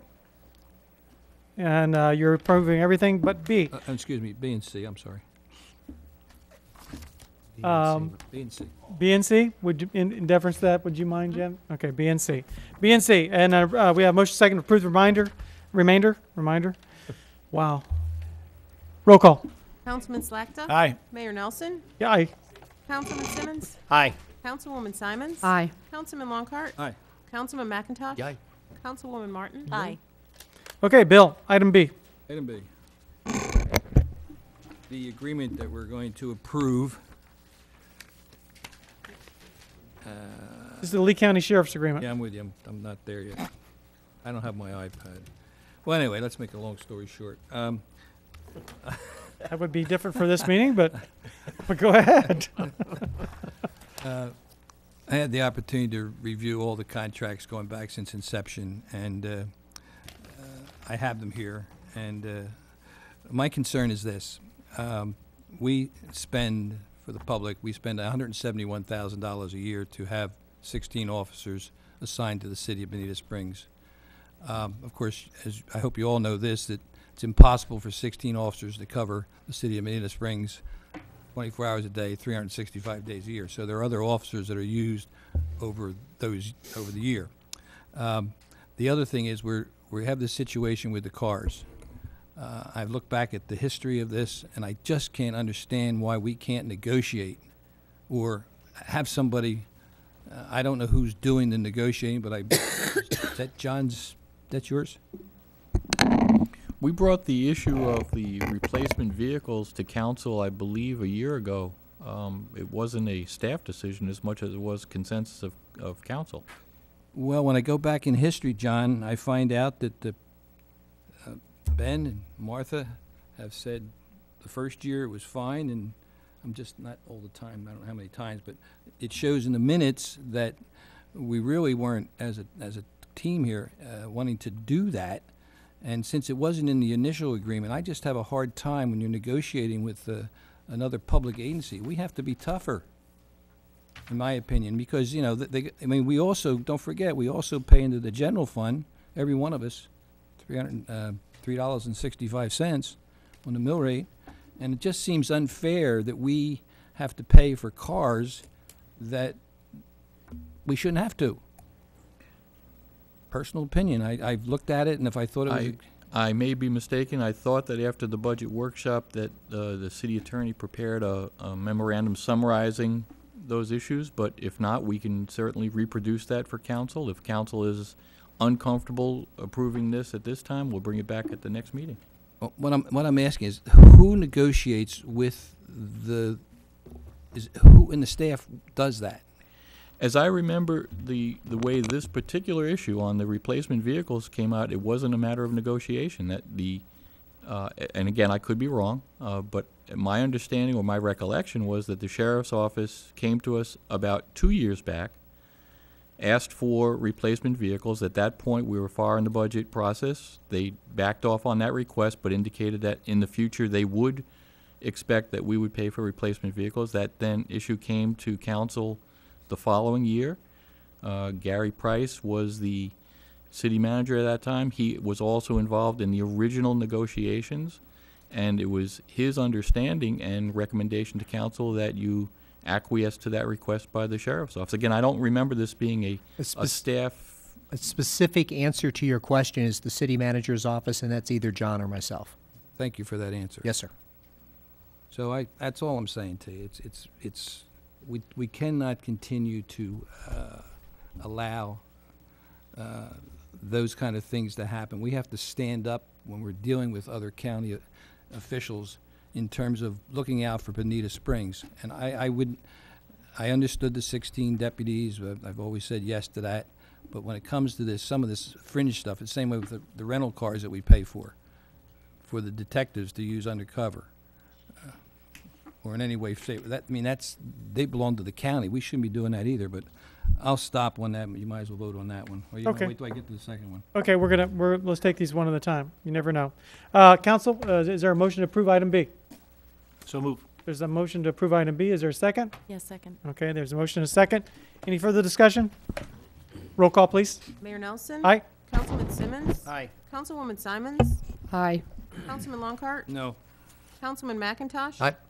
Councilwoman Martin. Aye. Councilman Slackton. Aye. Okay, item C, Bill. And this is for Lee County for the transit service within the city of Bonita Springs.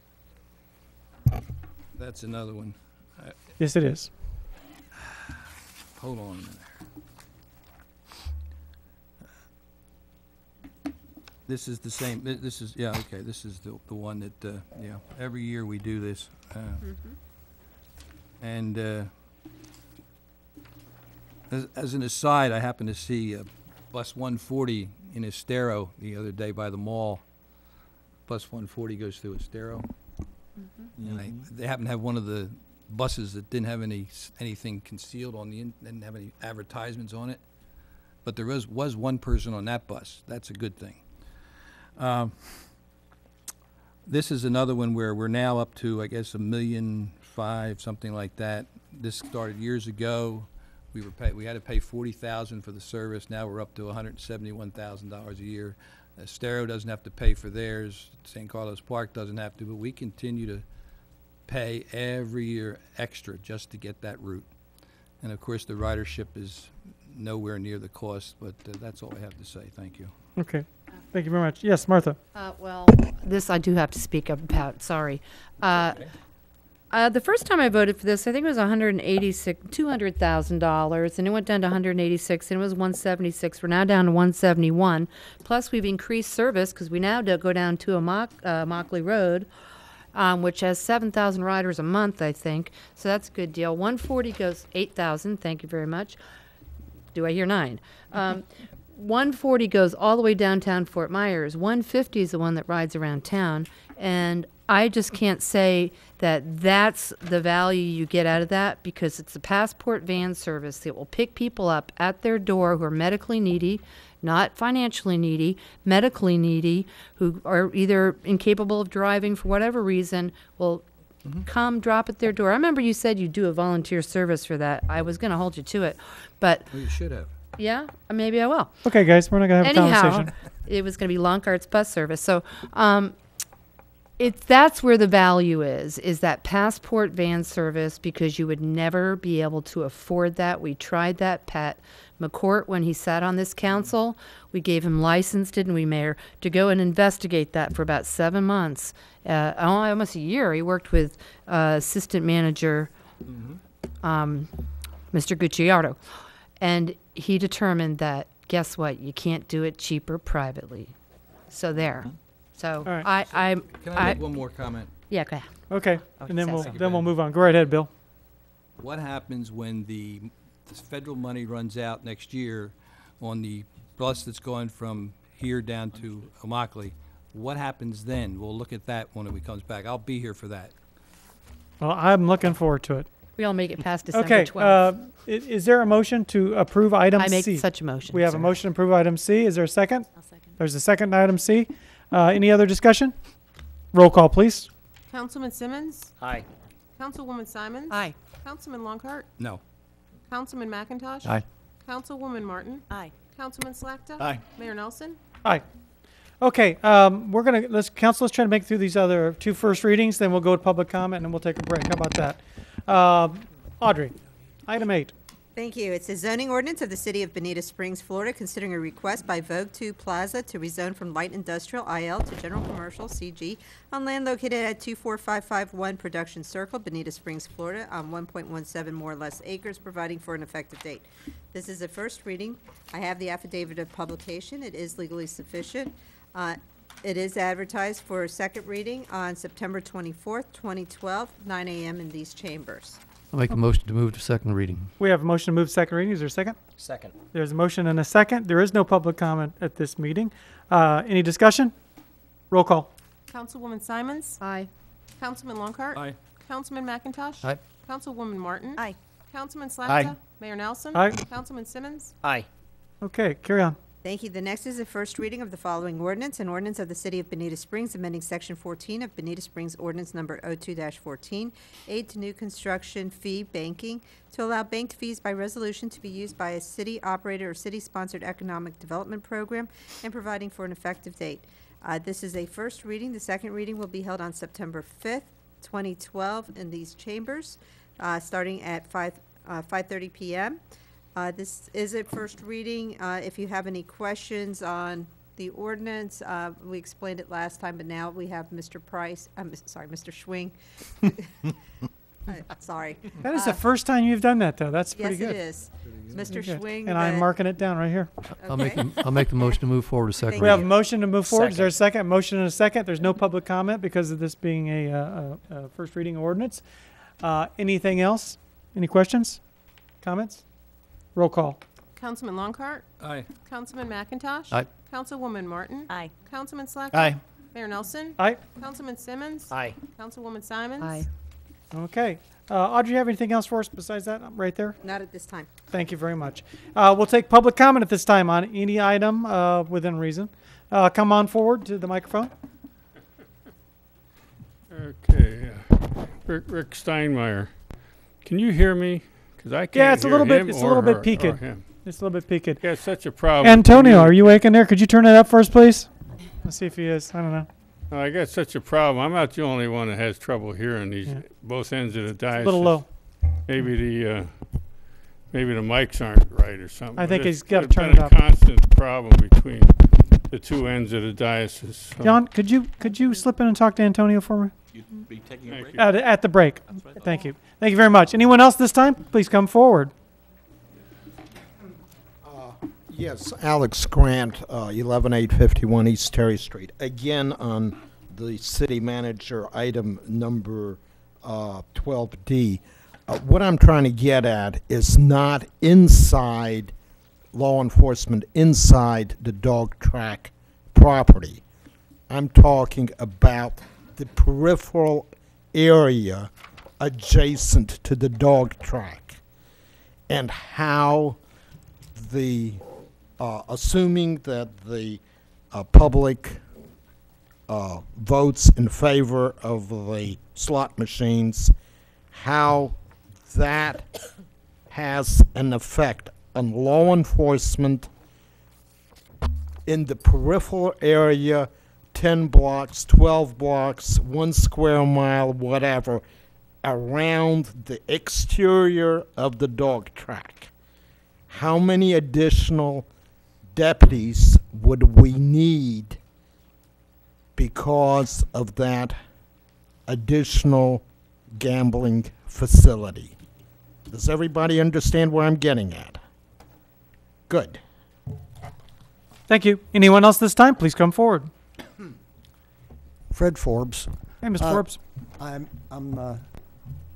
here primarily for another purpose, but I really want to say what the chamber presented was really great. And a couple little points. Presentations like they made to you take time, and that time that, that it takes away from the main mission of what they're trying to do. One thing that Bonita Springs really is doing that's great, and that is all the new homes that are coming in will bring in more business as well. So and we're really high up on in Lee County on how many new homes are being built. Main thing I'm here for, I'm representing Bonita East stakeholders tonight, and our executive committee met to discuss what was going on with homeless shelters, the operating ordinances, the proposed rewriting of social service agency definitions, and they basically support what we're doing there. If there was ever to be a public referendum on this, and we're not saying there should be, but if there was, we could support it, but I want to put a caveat. It has to be with a very legally well-crafted ballot issue. Otherwise, all you've got is a beauty contest, and you've passed something by the public that's got like a piece of Swiss cheese with so many holes in it wouldn't hold water anyway. So that's, but Bonita East stakeholders is with you. Thank you.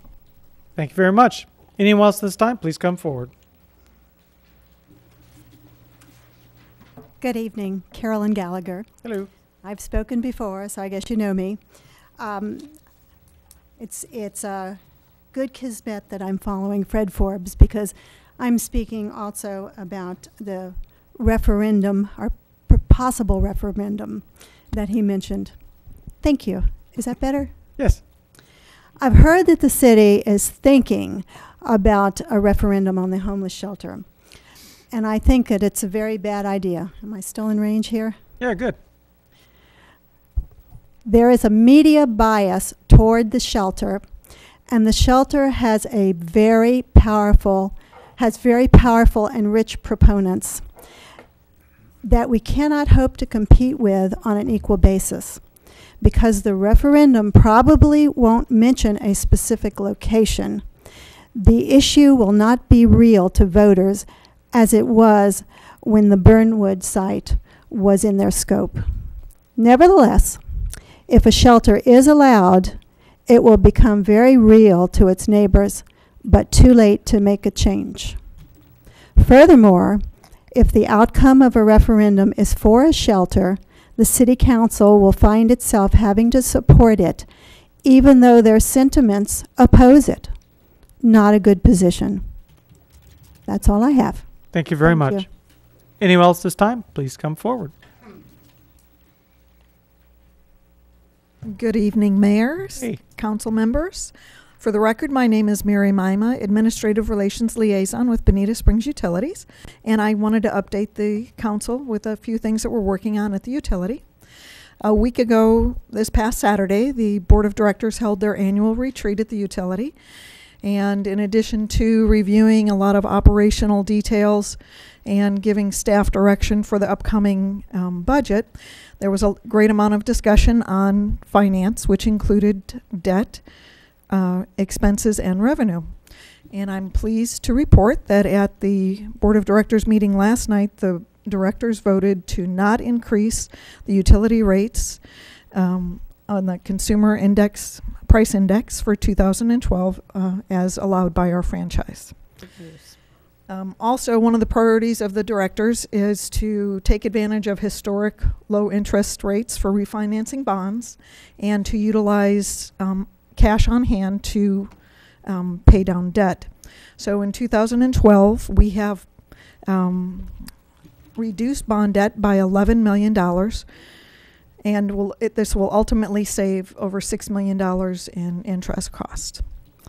So we're also getting ready to send out another piece of correspondence to our members at Fountain Lakes Marsh Landings regarding the special service charge for the sewer system, which will go into effect in October for those members. So, Thank you very much. Thank you. Anyone else at this time? Please come forward.